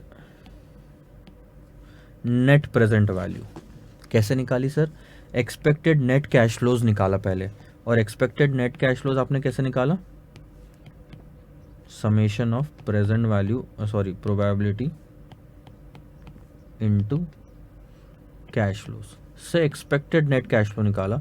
उसके बाद 1 + k⁻t किया, यानी कि 1,78,000 डिवाइडेड बाय 1.1 क्योंकि एक ही साल से डिस्काउंटिंग करना था, तो ये आया आपका 1,61,805 या जो भी था वो। लेकिन सर एक, चलो हमको सब कुछ समझ में आ गया, अब हमको बताओ यहाँ पे वापस से समेशन क्यों है नेट प्रेजेंट वैल्यू में, यहाँ पे समेशन क्यों आ रहा है। मैं बहुत ही सिंपल सी चीज़ समझाता हूँ, समेशन क्यों नहीं आएगा सर।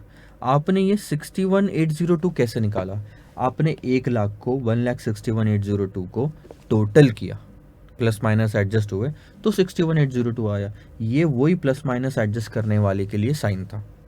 आपने दो जगह पे टोटल किया, अगर आपको याद होगा तो। एक तो टोटल आपने किया यहाँ पे, जब मैं ग्रीन से मार्क कर रहा हूँ टोटल करके ही आया, और ये टोटल किया आपने 61,802 का। दोनों दो बार टोटल हुआ तो दो समेशन तो आएंगे ना, तो ये वो चीज़ है। बस यही चीज़ पूरे इसमें क्वेश्चन नंबर 6 में समझाई हुई है। How will you classify expected net present value, expected net present value को आप किस तरह से क्लासीफाई करेंगे। एक्सपेक्टेड नेट प्रेजेंट वैल्यू को दो तरीके से क्लासीफाई किया जा सकता है, एक तो सिंगल पीरियड हो या तो मल्टीपल पीरियड हो। मल्टीपल पीरियड और सिंगल पीरियड क्या होता है, हमने जो अभी देखा ना वो सिंगल पीरियड था एक्सपेक्टेड नेट प्रेजेंट वैल्यू, क्योंकि उसमें मैंने एक ही साल का लिया था। अब अगर आप ध्यान दो तो मैं थोड़ा सा एग्जांपल चेंज करके बताता हूँ। आपने 1,00,000 रुपए का इन्वेस्टमेंट किया, मैं क्या कह रहा था यहाँ पे कितना हो सकता है आपको, 250, 180, 90 और 150। आपको यहाँ पे हो सकता है 2,50,000, 180, 90 और 150। अब आप इसको एक काम करो 5,00,000 ले लो, ठीक है। ये तो पहला साल था सर, पहले साल में 4 में से कुछ भी कैश फ्लोज हो सकती है, उसकी प्रोबेबिलिटीज भी आपको पता है। उसके बाद दूसरे साल भी आपको लगता है सर एक नहीं 3-4 कैश फ्लोज हो सकती है, तो आपने लिया 2,30,000, 1,70,000, 80,000 और आपको लग रहा है 1,10,000।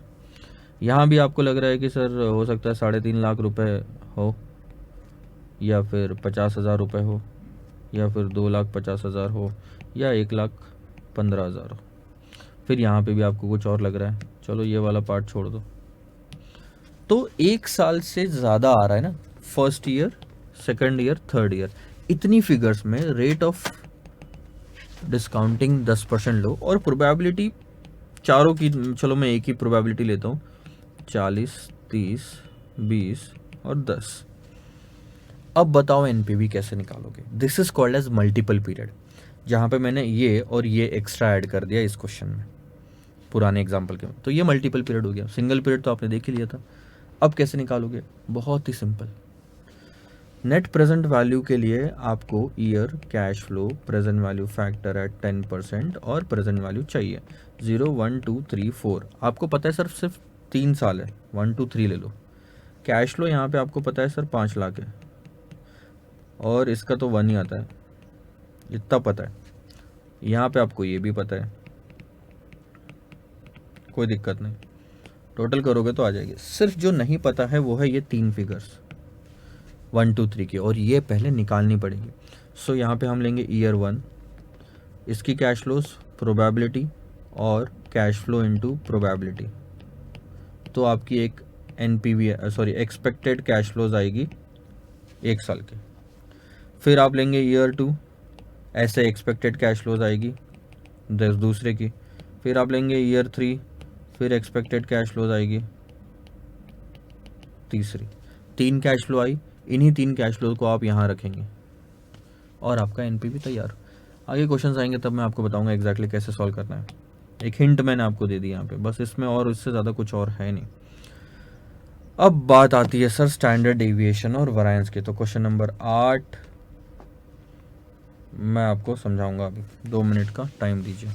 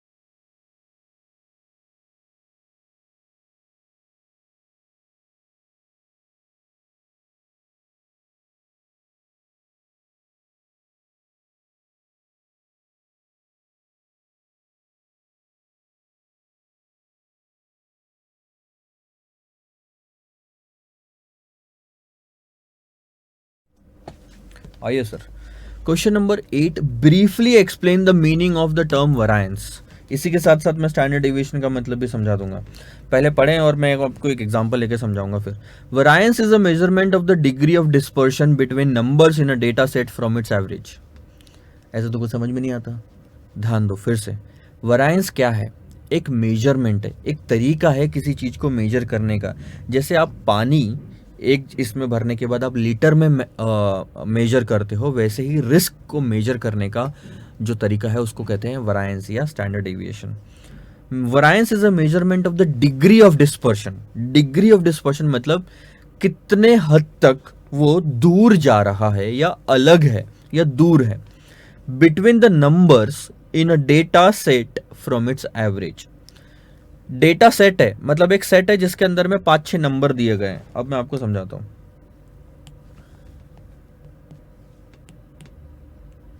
चलो एक सेट ले लेते हैं हम, कैश फ्लोज लेते हैं कि कैश फ्लोज आपकी 10 रुपए की हो सकती है, 15 रुपए की हो सकती है, 20 की हो सकती है, 25 की हो सकती है, 30 की हो सकती है।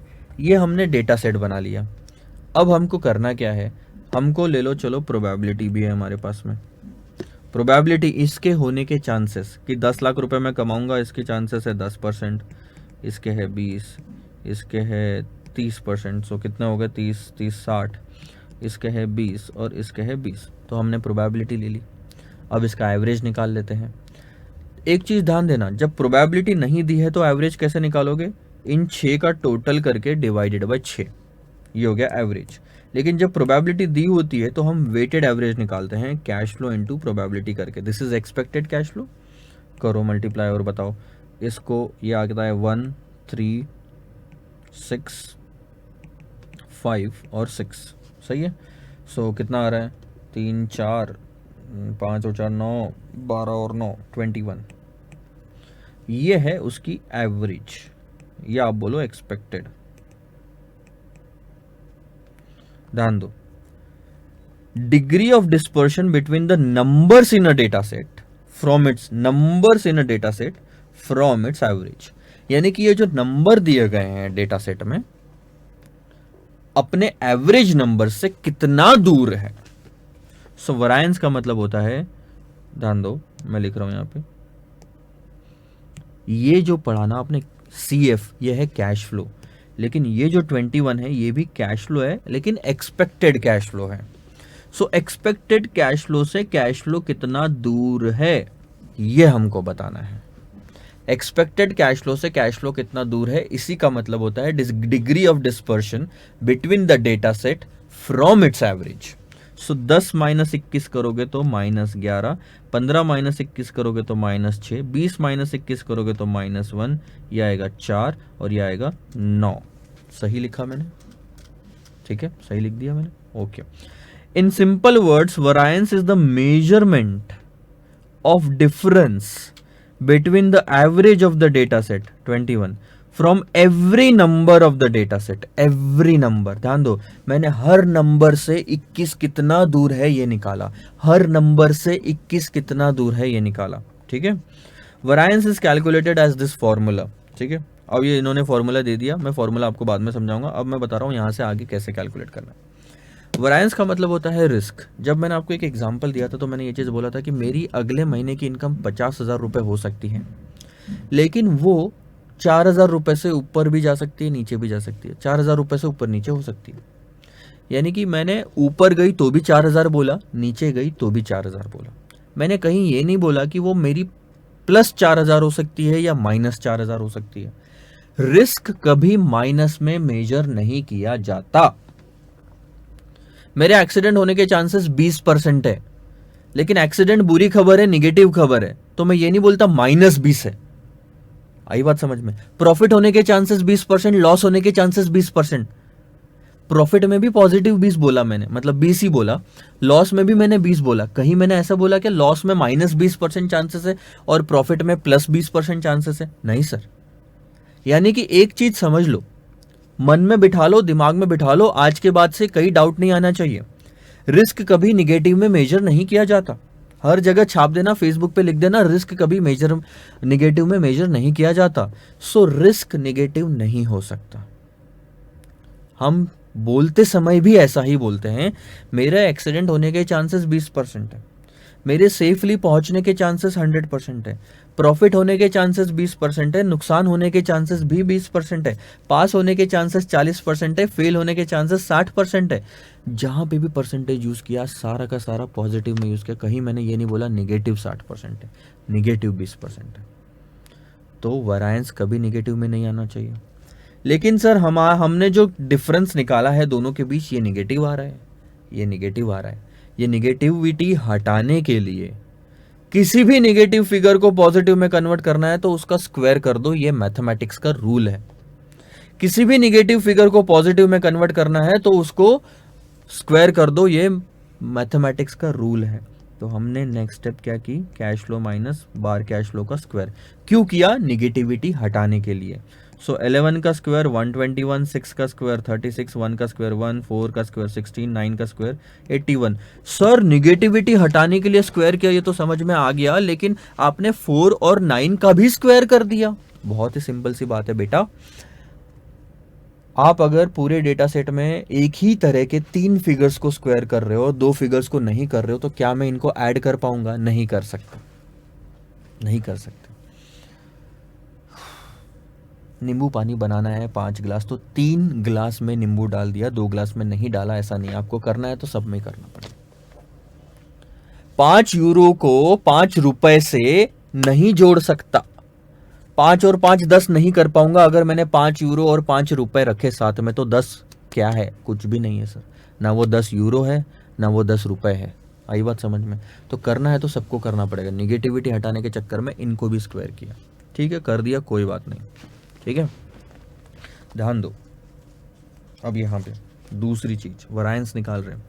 नेक्स्ट चीज जो आपको करनी होती है वो है कैश फ्लो माइनस बार कैश फ्लो के स्क्वायर को प्रोबेबिलिटी से मल्टीप्लाई करना। और ये क्यों करना पड़ता है मैं आपको समझाऊंगा।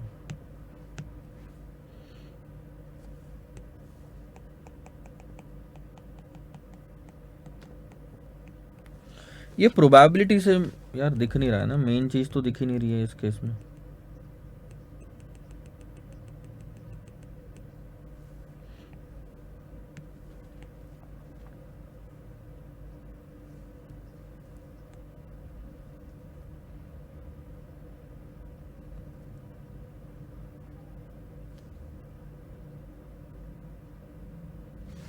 ठीक है,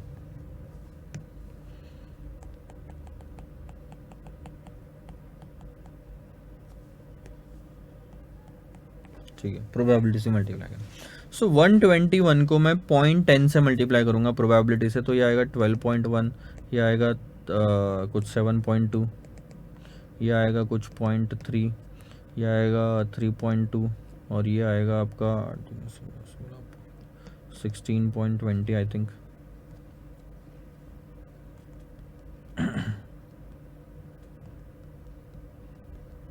सिक्सटीन पॉइंट टू, ठीक है, समझा। ध्यान दो, अब क्वेश्चन ये उठता है सर आपने प्रोबेबिलिटी से मल्टीप्लाई क्यों किया, कॉन्सेप्ट समझाओ। ध्यान दो, ये किसी भी एक साल की कैश फ्लो है, मान लो ईयर 1 की। अब मैं बोलने के लिए क्या बोल रहा हूँ, ईयर 1 में 10 रुपये भी कमा सकता हूँ, 15 भी कमा सकता हूँ, 20 भी कमा सकता हूँ, 25 भी कमा सकता हूँ, 30 भी कमा सकता हूँ। क्या मैं सारी कैश फ्लोज एक ही साल में कमाऊंगा? क्या मैं ये बोल सकता हूँ कि पहले साल में मैं 10 और 15 25 कमा सकता हूँ? नहीं सर, ये जो मैंने फिगर्स लिखी है इनमें से कोई एक कैश फ्लो होगी मेरी, इनमें से कोई एक कैश फ्लो होगी, सारी नहीं होगी। तो क्या मैं इन सब का टोटल कर सकता हूँ? नहीं कर सकते, इनके होने के अलग अलग चांसेस है। ये हो सकती है 100% बेसिस है, इसका भी बेसिस 100% है, इसका भी बेसिस 100% है, प्रोबेबिलिटी नहीं है, बेसिस 100% है, इसका भी बेसिस 100% है। तो अल्टीमेटली होना है तो किसी भी एक 100% को होना है। तो आप इनमें से अगर चूज करना है तो कोई भी एक चूज कर पाओगे। लेकिन जब आप इन कैश फ्लो को प्रोबेबिलिटी से मल्टीप्लाई कर देते हो और बाद में ये कैश फ्लोज लेते हो, तो क्या ये अब 100% बेसिस पे है? नहीं सर, ये अब 10% बेसिस पे है।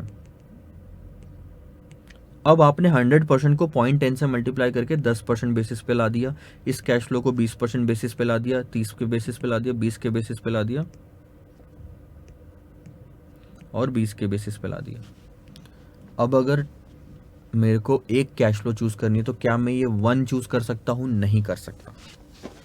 1 का बेसिस सिर्फ 10% है, जो भी चूज करोगे उसका बेसिस 100% होना चाहिए। इसलिए इन सब को मैं ऐड कर सकता हूँ अब, क्योंकि इनका टोटल आता है 100, यानी कि मेरी एक्सपेक्टेड कैश फ्लो 21 हो सकती है, इसका बेसिस 100% है। इतना तो समझ में आया आपको? ठीक है, आगे और समझाता हूँ, ध्यान दो। अब मैंने अगला स्टेप किया था 10 माइनस 21, 10 माइनस 21, 100% बेसिस में से 100% बेसिस वाली फिगर माइनस की, तो ये भी जो आपका आया 100% बेसिस पे आया। क्या इनमें से कोई दो चूज कर सकते हो? नहीं सर, अब इनमें से कोई एक ही चूज कर सकते हैं, क्योंकि अल्टीमेटली जो चूज कर सकते हो वो सिर्फ 100% बेसिस पे। ठीक है, आपने इन्हीं फिगर्स का स्क्वायर किया तो यही फिगर्स 100% बेसिस पे ही है अभी भी। क्या इनमें से कोई एक चूज कर सकते हो? हाँ। सारे चूज कर सकते हो? ना, हमको एक्सपेक्टेड निकालना है।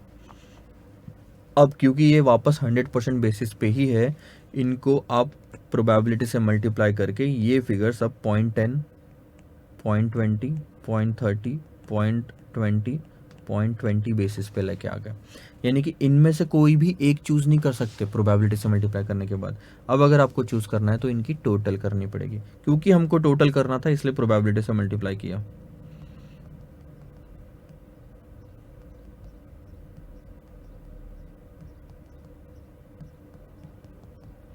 दैट्स 39।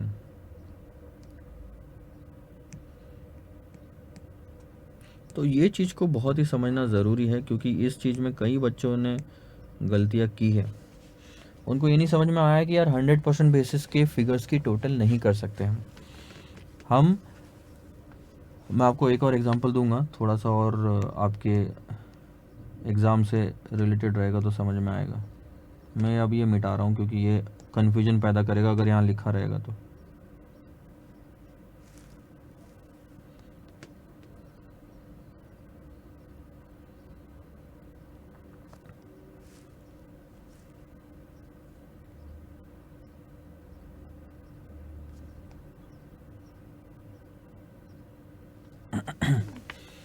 थोड़ा सा हट के मैं समझा देता हूँ कुछ चीज़ें।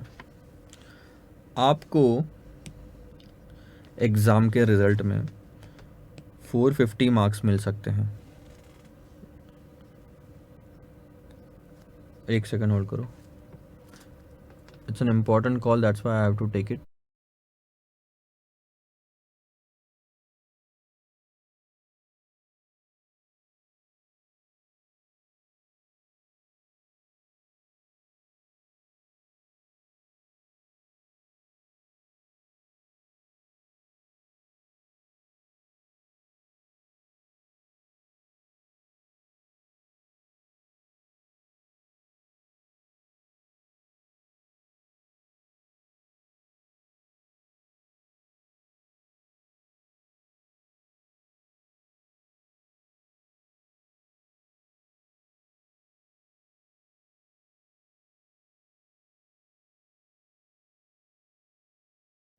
ध्यान दो। सो ध्यान देना, आपका 800 मार्क का पेपर होता है। अब आपको लग रहा है कि आपके रिजल्ट में 450 आ सकते हैं, 500 आ सकते हैं या 400 भी आ सकते हैं। आप सिंपल सी बात मेरे को बताओ, तीनों में से कोई भी एक ही चीज़ पॉसिबल है ना? आप तीनों की टोटल कर सकते हो। आप बोल सकते हो कि 5 और 4 9 और 4 13, 1350 मार्क्स आ सकते हैं।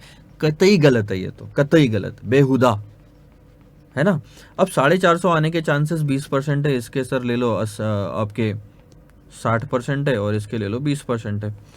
तो ये इंडिविजुअली देखा जाए तो 100% पे, लेकिन प्रोबेबिलिटी से मल्टीप्लाई करने पे आप क्या बोल सकते हो सर कि मेरे 90 मार्क्स आ सकते हैं? नहीं सर। आप बोल सकते हो कि मेरे 300 आ सकते हैं, आप बोल सकते हो कि मेरे सर 80 आ सकते हैं? नहीं सर। इन सब का टोटल करना पड़ेगा, तो आता है आपका 470, ये वापस 100% बेसिस पे। तो प्रोबेबिलिटी से मल्टीप्लाई करना क्यों ज़रूरी है ये मैंने बताया। ठीक है सर, अब वापस मुद्दे पे आते हैं, कहानी की बात करते हैं। हाँ, अब आपने कर लिया टोटल, और ये जो टोटल है 39 की, इसको कहा जाता है वरायंस। इसको कहा जाता है variance. Variance is a measure of risk. 39 points very कर रहे हैं, लेकिन यहां पे एक और चीज मैं बताता हूं। आपने निगेटिविटी हटाने के लिए एक एक्स्ट्रा स्टेप डाली थी स्क्वायर करके, वो एक्स्ट्रा स्टेप को वापस हटाना ज़रूरी है। निगेटिविटी हट गई, लेकिन एक्स्ट्रा स्टेप जो डाला उसका जो इम्पैक्ट है वो हटाना ज़रूरी है।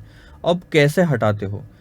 2 का स्क्वायर होता है 4, और जब 4 को आप स्क्वायर रूट में डाल देते हो तो वापस आ जाता है 2। एक और चीज़ ध्यान देना, अटक गया ये, कैसे निगेटिविटी हटाते हैं हम। ब्लू में लिख रहा हूं, -2 आया था आपका आंसर, उसको आपने -2 का स्क्वायर करके 4 लाए। अब इसी 4 को स्क्वायर रूट में डाल दो तो आपका 2 आ जाएगा। यानी -2 को 2 में कन्वर्ट करने का एक तरीका है ये। पहले स्क्वायर करो और उसी को स्क्वायर रूट कर दो। दिमाग में आएगा सर क्यों इतनी झंझट कर रहे हो, -2 को 2 लिख दो अगले कॉलम में। आपकी बात सही है, लेकिन जब ये टोटल की जाती है ना फिगर्स की, तब ये वैल्यू सेम नहीं आती स्क्वायर और स्क्वायर रूट करने के बाद। आई बात समझ में? एग्जाम्पल के तौर पे मैं आपको लिख के बताता हूँ, -2 -3 -4। अब शायद मैंने अंदाज़ा लिया है, इसको स्क्वायर करोगे तो आएगा सर 4 9 और 16। ठीक है, स्क्वायर करने के बाद टोटल करो, 9 और 4 13, 13 और 16 अगर आप करोगे तो 13 और 16 अगर आप करोगे तो आता है आई थिंक 29। अब आप इसको स्क्वायर रूट करने के लिए बोल रहे हो सर, ठीक है। सो 29 को अगर स्क्वायर रूट करेंगे तो आता है 5.38। ठीक है, ये एक फिगर है। और आपका तरीका जो आप बोल रहे हो सर इतना झंझट क्यों करते हो स्क्वायर से स्क्वायर रूट, सीधा माइनस साइन हटा दो। हटा दिया सर, 2 3 4 टोटल करो, 3 2 5 5 और 4 9। डिफरेंस देखो, 5.38 और 9 में डिफरेंस है कि नहीं है ना। तो निगेटिव से पॉजिटिव ऐसे साइन नहीं हटा सकते अपन, इसलिए ये कर रहे हैं। ये है वरायंस। और इसका वो स्क्वायर रूट वाला इफेक्ट हटाने के लिए आपको इसको करना होगा 39 को स्क्वायर वाला इफेक्ट हटाने के लिए आपको इसको करना होगा स्क्वायर रूट, जो कि अब आ रहा है 6.25 लिख दूं मैं यहाँ पे। और ये जो आपने स्क्वायर रूट किया इसको कहा जाता है सर स्टैंडर्ड डेविएशन। वरायंस और स्टैंडर्ड डेविएशन एक ही खेत की मूली है। वरायंस का इम्प्रूव्ड वर्जन है standard deviation. So standard deviation का फॉर्मूला लिख लो, स्क्वायर रूट ऑफ वरायंस। और अब आप लिखो वरायंस का फॉर्मूला। वरायंस का फॉर्मूला इज नथिंग बट, आपने क्या क्या किया देखो। सबसे पहले कैश फ्लो आपको दी हुई थी, कैश फ्लो में से आपने बार कैश फ्लोज को माइनस किया। बार कैश फ्लोज कैसे निकाला? प्रोबेबिलिटी से मल्टीप्लाई करके माइनस किया। माइनस करने के बाद निगेटिविटी हटाने के लिए आपने उसको स्क्वायर किया, याद है। स्क्वायर करने के बाद में आपने क्या किया सर? प्रोबेबिलिटी से मल्टीप्लाई किया अगर प्रोबेबिलिटी दी हुई है तो, और उसके बाद में आपने किया समेशन, तो आपका आ गया वरायंस, खत्म। सो कैश फ्लो माइनस बार कैश फ्लो से वेरिएंस आया, निगेटिविटी हटाने के लिए स्क्वायर किया, उसके बाद प्रोबेबिलिटी। तो पहली स्टेप कौन सी सर? ये ब्लू वाली जो मैंने लिखी। दूसरी स्टेप कौन सी सर? ये जो ग्रीन वाली है स्क्वायर वाली। और तीसरी स्टेप कौन सी सर? ये जो मैं ब्लैक से अंडरलाइन कर रहा हूँ प्रोबेबिलिटी वाली। पहली, दूसरी, तीसरी, पहले डेविएशन, फिर स्क्वायर और फिर प्रोबेबिलिटी, उसके बाद चौथी स्टेप भी ले लो सर। चलो चौथी स्टेप है ये समेशन वाली, सबका समेशन कर लो तो आ गया वैरिएंस। अब एक ही फॉर्मूला अगर बनाना है स्टैंडर्ड डेविएशन का, तो standard deviation is equal to सबसे पहले कैश फ्लो, उसमें से बाहर कैश फ्लोज माइनस किया पहली स्टेप, निगेटिविटी हटाने के लिए स्क्वायर में से मल्टीप्लाई किया दूसरी स्टेप, फिर प्रोबेबिलिटी से मल्टीप्लाई किया तीसरी स्टेप, समेशन किया चौथी स्टेप, और आखिरी में स्क्वायर रूट डाल दो। सो ये एक फॉर्मूला बन गया आपका। That's it, nothing more than this is required. This is what the standard deviation is. इसका मतलब क्या होता है, ध्यान दो। स्टैंडर्ड डेविएशन कितना आया, 6.25।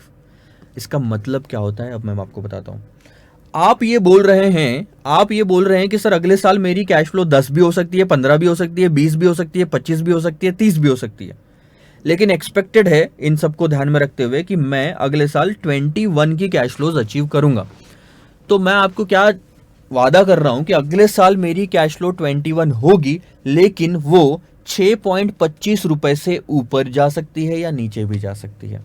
सो आप यहां पे एक सेकंड होल्ड करो।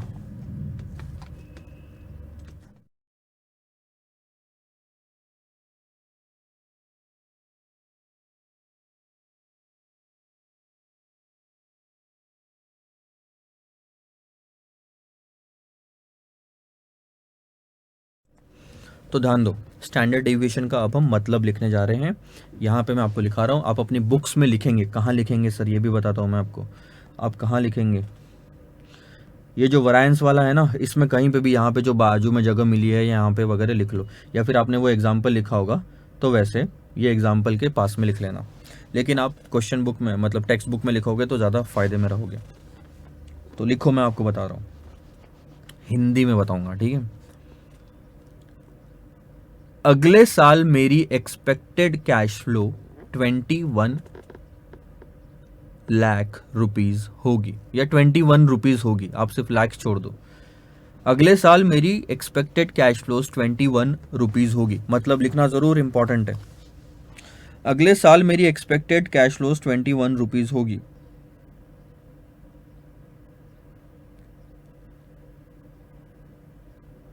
लेकिन ये 6.25 यानी 6.25 रुपीज से डेविएट कर सकती है। डेविएट इंग्लिश में लिखना चाहो तो इंग्लिश में लिखो, DEVIATE। 6.25 रुपीज से डेविएट कर सकती है। मैं फिर से रिपीट कर रहा हूं, अगले साल की मेरी एक्सपेक्टेड कैश फ्लोज 21 रुपीज होगी और ये 6.25 रुपीज से डेविएट कर सकती है, और ये 6.25 रुपीज से डेविएट कर सकती है। फुल स्टॉप देके आगे लिखेंगे, इसका मतलब अगले साल मेरी एक्सपेक्टेड कैश फ्लो, अगले साल मेरी एक्सपेक्टेड कैश फ्लो, इसका मतलब अगले साल मेरी एक्सपेक्टेड कैश फ्लो 6.25 रुपीज से, एक्सपेक्टेड कैश फ्लोज लिखा, एक्सपेक्टेड कैश फ्लोज के आगे ब्रैकेट में 21 लिखना, एक्सपेक्टेड कैश फ्लोज ब्रैकेट में 21 कॉमा देके 6.25 रुपीज से ऊपर भी जा सकती है, नीचे भी जा सकती है, या नीचे भी जा सकती है। 6.25 रुपीज से ऊपर भी जा सकती है या नीचे भी जा सकती है। फुल स्टॉप देके नेक्स्ट लाइन में लिखो, स्टैंडर्ड डेविएशन कभी भी निगेटिव में कैलकुलेट नहीं होता, या स्टैंडर्ड डेविएशन कभी भी निगेटिव नहीं होता, ये लिखो बस। स्टैंडर्ड डेविएशन कभी भी निगेटिव नहीं होता, इसीलिए स्टैंडर्ड डेविएशन कभी भी निगेटिव नहीं होता, इसीलिए निगेटिव डेविएशंस को ब्रैकेट में लिखना -11, -6, -1, इसी एग्जाम्पल को रेफर करते हुए इसीलिए निगेटिव डेविएशंस को स्क्वायर किया जाता है।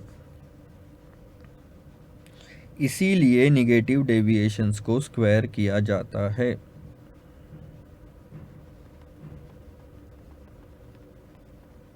फुल स्टॉप देखिए। अंत में स्क्वायर का इफेक्ट स्क्वायर रूट यूज करके हटा दिया जाता है। स्क्वायर का इफेक्ट स्क्वायर रूट यूज करके हटा दिया जाता है। ठीक है, सब समझ में आ गया अब आपको। यहाँ पे ध्यान दो, यहाँ पे लिखना छोड़ो। फॉर्मूला जो इंस्टीट्यूट ने दिया है उसको मैं बताता हूँ। Net cash flow minus expected net cash flow. ठीक है, हमने क्या लिखा था, इसके जगह कैश फ्लो लिखा, इसके जगह बार कैश फ्लो लिखा।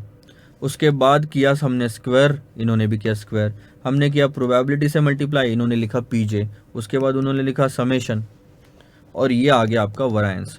हाँ, मैंने आपको ये चीज़ नहीं बताई, ये जो सिंबल है इसको बोलते हैं सिग्मा, और इन्होंने क्या लिखा, सिग्मा स्क्वायर। तो सिग्मा स्क्वायर यानी कि क्या होता है, वरायंस। ये लिखो, this is nothing but variance. और सिग्मा, सिर्फ सिग्मा अगर होता ना, सिर्फ सिग्मा यानी कि स्टैंडर्ड डेविएशन। सिग्मा स्क्वायर होता है वरायंस, लेकिन सिग्मा होता है स्टैंडर्ड डेविएशन।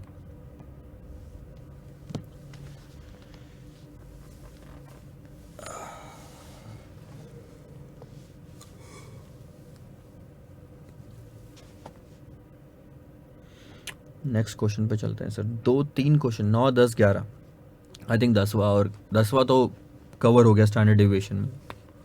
अब सिर्फ 9th और 11th बाकी है जो समझाना बाकी है, उसके बाद हम ये लेक्चर यहीं पे ख़त्म करेंगे, काफ़ी बड़ा हो गया। 9th लेक्चर देखिए, सॉरी 9th क्वेश्चन देखिए।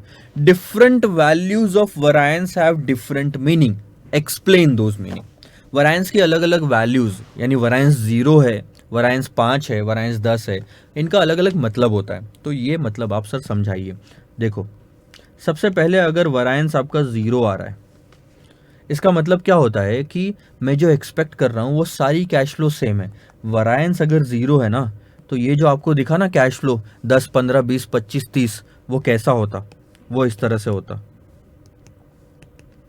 21, 21, 21, 21, 21, यानी कोई वेरिएशन है ही नहीं, सारे ऑप्शंस आपके सेम है, यानी कि कैश फ्लो आपके अगले साल जो होनी है वो कंफर्म है, पक्की है। वरायंस 0 यानी रिस्क 0, रिस्क 0 यानी कैश फ्लो सर्टन है, यानी आपको पता है आप कितना कमाने वाले हो। So the cash flows would be same. 0 variance पे कैश फ्लो सेम आएगी।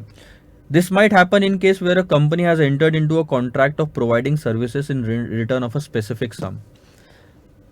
अगर कोई आपकी कंपनी, जैसे एग्जांपल के लिए मेरी क्लासेस ले लो, जब आप मेरे साथ कॉन्ट्रैक्ट में एंटर होते हैं तब आपने कंफर्म ये बता दिया कि आप क्लासेस के लिए सर 8,000 रुपये पे करने के लिए रेडी है, 10,000 रुपये पे करने के लिए रेडी है, तो मेरी कैश फ्लोज तो कंफर्म हो गई। यहाँ पे वेरिएशन कुछ होगा क्या, नहीं सर, कुछ भी नहीं। अ लार्ज वेरिएंस, अगर लार्ज है वेरिएंस, बहुत ज़्यादा वेरिएंस है, इसका मतलब क्या है, इंडिकेट कि there will be a large variability between the cash flows in different year. पहले साल हो सकता है 5 लाख कमाओ, दूसरे साल हो सकता है एकदम 50 लाख हो जाए, 10 लाख हो जाए, और तीसरे साल एकदम हो सकता है कि 8 लाख या 6 लाख या 4 लाख या 2 लाख पे आ जाए। तो ये बहुत लार्ज वेरिएबिलिटी, पहले साल 5 कमाना, दूसरे साल 10 कमाना, तीसरे साल 3 कमाना, इसमें वेरिएशन आपके ज़्यादा आएंगे। जितना ज़्यादा दो कैश फ्लो, इन ये जो कैश फ्लोज है ना, ये वाली 10, 15, 20, 25, इनमें जितना ज़्यादा डिफरेंस होगा ना, जितना ज़्यादा ये करेंगे, वेरिएट होंगे, डेविएट होंगे, उतना ज़्यादा वरायंस आएगा आपका। This can happen in the case where project been undertaken is very innovative and would require a certain time frame. बहुत ही इनोवेटिव सा प्रोजेक्ट अगर आपने लिया और उसको कुछ टाइम लगना है मार्केट में स्टेबल होने के लिए, तो वेरिएशंस काफ़ी ज़्यादा आएंगे। सो जैसे फ्लिपकार्ट ले लो, फ्लिपकार्ट अगर बहुत ज़्यादा कुछ ऑफ़र लेके आता है तो एकदम से सेल बढ़ जाता है, लेकिन ऑफ़र नहीं चलता तो फिर सेल बहुत कम हो जाता है। और तीसरा आता है स्मॉल वरायंस। तीन ही चीज़ें होती है। स्मॉल वरायंस का मतलब होता है कि कैश फ्लोज जो है वो कहीं ना कहीं स्टेबल है, स्टेबल कैश फ्लोज है।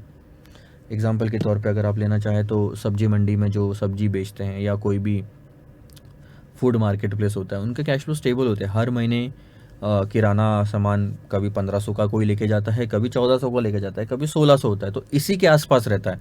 तो एकदम से वेरिएशन नहीं आता। ऐसा नहीं होता कि कोई किराना खरीदने नहीं आ रहा है एक आध महीने में, एक महीने में कोई किराना खरीदना, किराना सबको लगना है, बस अमाउंट ऊपर नीचे होनी है छोटी मोटी। तो यहाँ वेरिएशन आपके स्मॉल रहेंगे, यही चीज़ बोलने का मतलब है। Briefly explain the concept of standard deviation. I think we have understood the concept of standard deviation along with the variance. तो आप ये सिर्फ पढ़ लेंगे और आपको समझ में आ जाएगा। और इसका कोई अलग से फॉर्मूला नहीं है। The square root of variance, the square root of variance is called as the standard deviation. Lastly हम कौन सा कॉन्सेप्ट एक्सप्लेन करेंगे, उसके बाद हम ये पूरा वीडियो ख़त्म करते हैं। सो ध्यान देंगे सर इस पार्ट के लिए। What is the concept of coefficient of variation? Example लेके मैं समझाऊंगा आपको। आप पढ़ेंगे बाकी, ठीक है। अब मैं आपको दो चीज़ें बताता हूँ। आपके पास में दो प्रोजेक्ट है, ए बी। प्रोजेक्ट ए में एनपीवी जो है आपकी, या रिटर्न बोलो, वो है आपकी 2 लाख की, और प्रोजेक्ट बी में एनपीवी जो है वो 3 लाख का है, ठीक है। अब बात करते हैं सर स्टैंडर्ड डेविएशन की, यानी कि रिस्क की। कैश फ्लोज कितना ऊपर नीचे जा सकते हैं। प्रोजेक्ट ए में जो कैश फ्लोज है, एनपीवी नहीं, कैश फ्लोज है, वो तकरीबन 20,000, आप बोल सकते हो 20,000 भी नहीं, आप बोलो कि 40,000 का स्टैंडर्ड डेविएशन है, ठीक है। और यहाँ है आपका तकरीबन 59,000 का स्टैंडर्ड डेविएशन। तो आप बताओ, एनपीवी अगर ऑप्शन होता प्रोजेक्ट को सिलेक्ट करने के लिए तो कौन सा चूज करते? सर ये वाला चूज करते, क्योंकि इसमें एनपीवी ज़्यादा है। 3 लाख रुपए कमा रहा हूँ मैं, ये मैंने 30,000 लिखा है ना, सॉरी, इसमें मैं 3 लाख कमा रहा हूँ, ठीक है। लेकिन स्टैंडर्ड डेविएशन को बेसिस बनाते डिसीजन लेने के लिए, तो आप स्टैंडर्ड डेविएशन का मतलब क्या होता है सर? रिस्क। और रिस्क कोई भी चाहेगा कि कम से कम हो, तो रिस्क के बेसिस पे अगर डिसीजन लेते तो ये वाला डिसीजन लेते। अब आप फंस गए, मैं रिस्क देखूं कि एनपीवी देखूं? रिस्क को भी इग्नोर नहीं कर सकता, एनपीवी को भी इग्नोर नहीं कर सकता। इसीलिए एक नया कॉन्सेप्ट आया, कोएफिशिएंट ऑफ वेरिएशन का। कोएफिशिएंट ऑफ वेरिएशन आपको बताता है कि आप कितना रिस्क उठा रहे हो पर यूनिट ऑफ रिटर्न। तो इसमें जब मैं रिस्क की बात कर रहा हूं तो वो स्टैंडर्ड डेविएशन है, रिटर्न की बात कर रहा हूं तो एनपीवी है। इसीलिए कोएफिशिएंट ऑफ वेरिएशन का फॉर्मूला हमारा बनता है, पहले तो basic formula, risk divided by return. अब हमारे यहाँ पे रिस्क स्टैंडर्ड डेविएशन से दिया गया है इस क्वेश्चन में, और रिटर्न एनपीवी से दिया गया है। Basic formula is risk divided by return. आपको हर क्वेश्चन में ये पता लगाना पड़ेगा कि रिटर्न एग्जैक्टली है क्या। क्वेश्चन में एनपीवी है, कभी कैश इनफ्लो होगा, कभी परसेंटेज में रिटर्न दिया होगा वो। सो स्टैंडर्ड डेविएशन आपके लिए यहाँ पे है 40,000। अच्छा, प्रोजेक्ट ए का निकालते हैं और बी का, दोनों का निकालते हैं। तो coefficient of variation of project A will be 40,000 divided by 2 lakh, और coefficient of variation of project B will be 59,000 divided by 3 lakh, ठीक है। तो ध्यान दो, 40,000 डिवाइडेड बाय 2 लाख अगर आप करते हो तो 0.20 आता है, और अगर 59,000 डिवाइडेड बाय 3 लाख अगर आप करते हो तो ये आता है 0.1966, ठीक है। इसका मतलब क्या है, ध्यान दो, risk per unit of return ये बताता है, यानी कि मेरे को 1 रुपए के रिटर्न के लिए 20 पैसे का रिस्क है, उसी 1 रुपए के रिटर्न के लिए 0.19 पैसे का रिस्क है। यानी रिस्क मेरा ये जो 0.20 0.19 है, ये क्या है? ये है रिस्क 1 रुपए के रिटर्न के लिए। और रिस्क हमेशा होना चाहिए कम, और कम वाला ऑप्शन है आपका ये। 1 रुपए के रिटर्न के लिए कम से कम रिस्क जो है वो 0.1966 में है, यानी कि प्रोजेक्ट बी आपने सिलेक्ट करना चाहिए। कोएफिशिएंट ऑफ वेरिएशन बताता है कि जब भी आप डिसीजन लेने में आपको दिक्कत जा रही है, एनपीवी और स्टैंडर्ड डेविएशन में कॉन्फ्लिक्ट आ रहा है डिसीजन में, तो आप सीवी के भरोसे डिसीजन लीजिए। वो आपको ये बताएगा कि हर 1 रुपए के रिटर्न के लिए आप कितना रिस्क उठा रहे हो, हर 1 रुपए के रिटर्न के लिए आप कितना रिस्क उठा रहे हो। सो कोएफिशिएंट ऑफ वेरिएशन यहाँ पे काम आता है, और ये कम से कम होना, सीवी शुड बी लेस। जो कम से कम सीवी देगा वो हम चूज करेंगे, क्योंकि CV का मतलब होता है risk. The standard deviation helps to calculating the risk associated with the estimated cash inflows, ठीक है। हाउएवर कैपिटल बजटिंग में मैनेजमेंट को कई बार प्रॉब्लम चूज करनी पड़ती है कई सारे इन्वेस्टमेंट डिसीजंस में। It becomes difficult for the management to compare the risk associated with the project using standard deviation, as each project has different cash flows. In such cases, coefficient of variation becomes helpful. तो coefficient of variation calculate करता है आपका risk born for every percent of expected return. So numerator में लेते हो standard deviation, नीचे में लेते हो एक्सपेक्टेड रिटर्न या कैश फ्लो। हमने लिया था कैश फ्लो क्योंकि वो एनपीवी थी। When the selection has to be made, last line, between the two project, the management would select a project which has a lower coefficient of variation, क्योंकि coefficient of variation बताता है risk, और ज़्यादा CV वाला option choose नहीं करना, कभी भी कम CV वाला ऑप्शन चूज करना।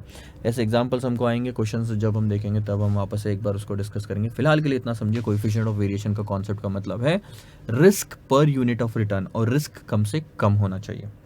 सो this is what the meaning and the concept that we have seen till now. 11 questions हम कर चुके हैं, तकरीबन 30 क्वेश्चंस है इस वाले चैप्टर में। 11 क्वेश्चंस में पहला अपना पार्ट स्टैटिस्टिकल टेक्निक्स का प्रोबेबिलिटी, वेरिएंस और स्टैंडर्ड डेविएशन और कोएफिशिएंट ऑफ वेरिएशन कंप्लीट हो चुके हैं। इस पे कुछ क्वेश्चंस देखेंगे आने वाले लेक्चर में, लेकिन अगले वाले पार्ट में हम कन्वेंशनल टेक्निक्स को शुरू करेंगे। कन्वेंशनल टेक्निक्स में आपके सिर्फ 2 मेथड्स है, रिस्क एडजस्टेड डिस्काउंट रेट और सर्टेनिटी इक्विवेलेंट अप्रोच। ये मैं बताऊंगा इसको किस तरह से इस्तेमाल करना है। So stay connected and stay excited. हो सकता है हम क्वेश्चंस पहले देखें और फिर कॉन्सेप्ट्स देखें। Bye bye.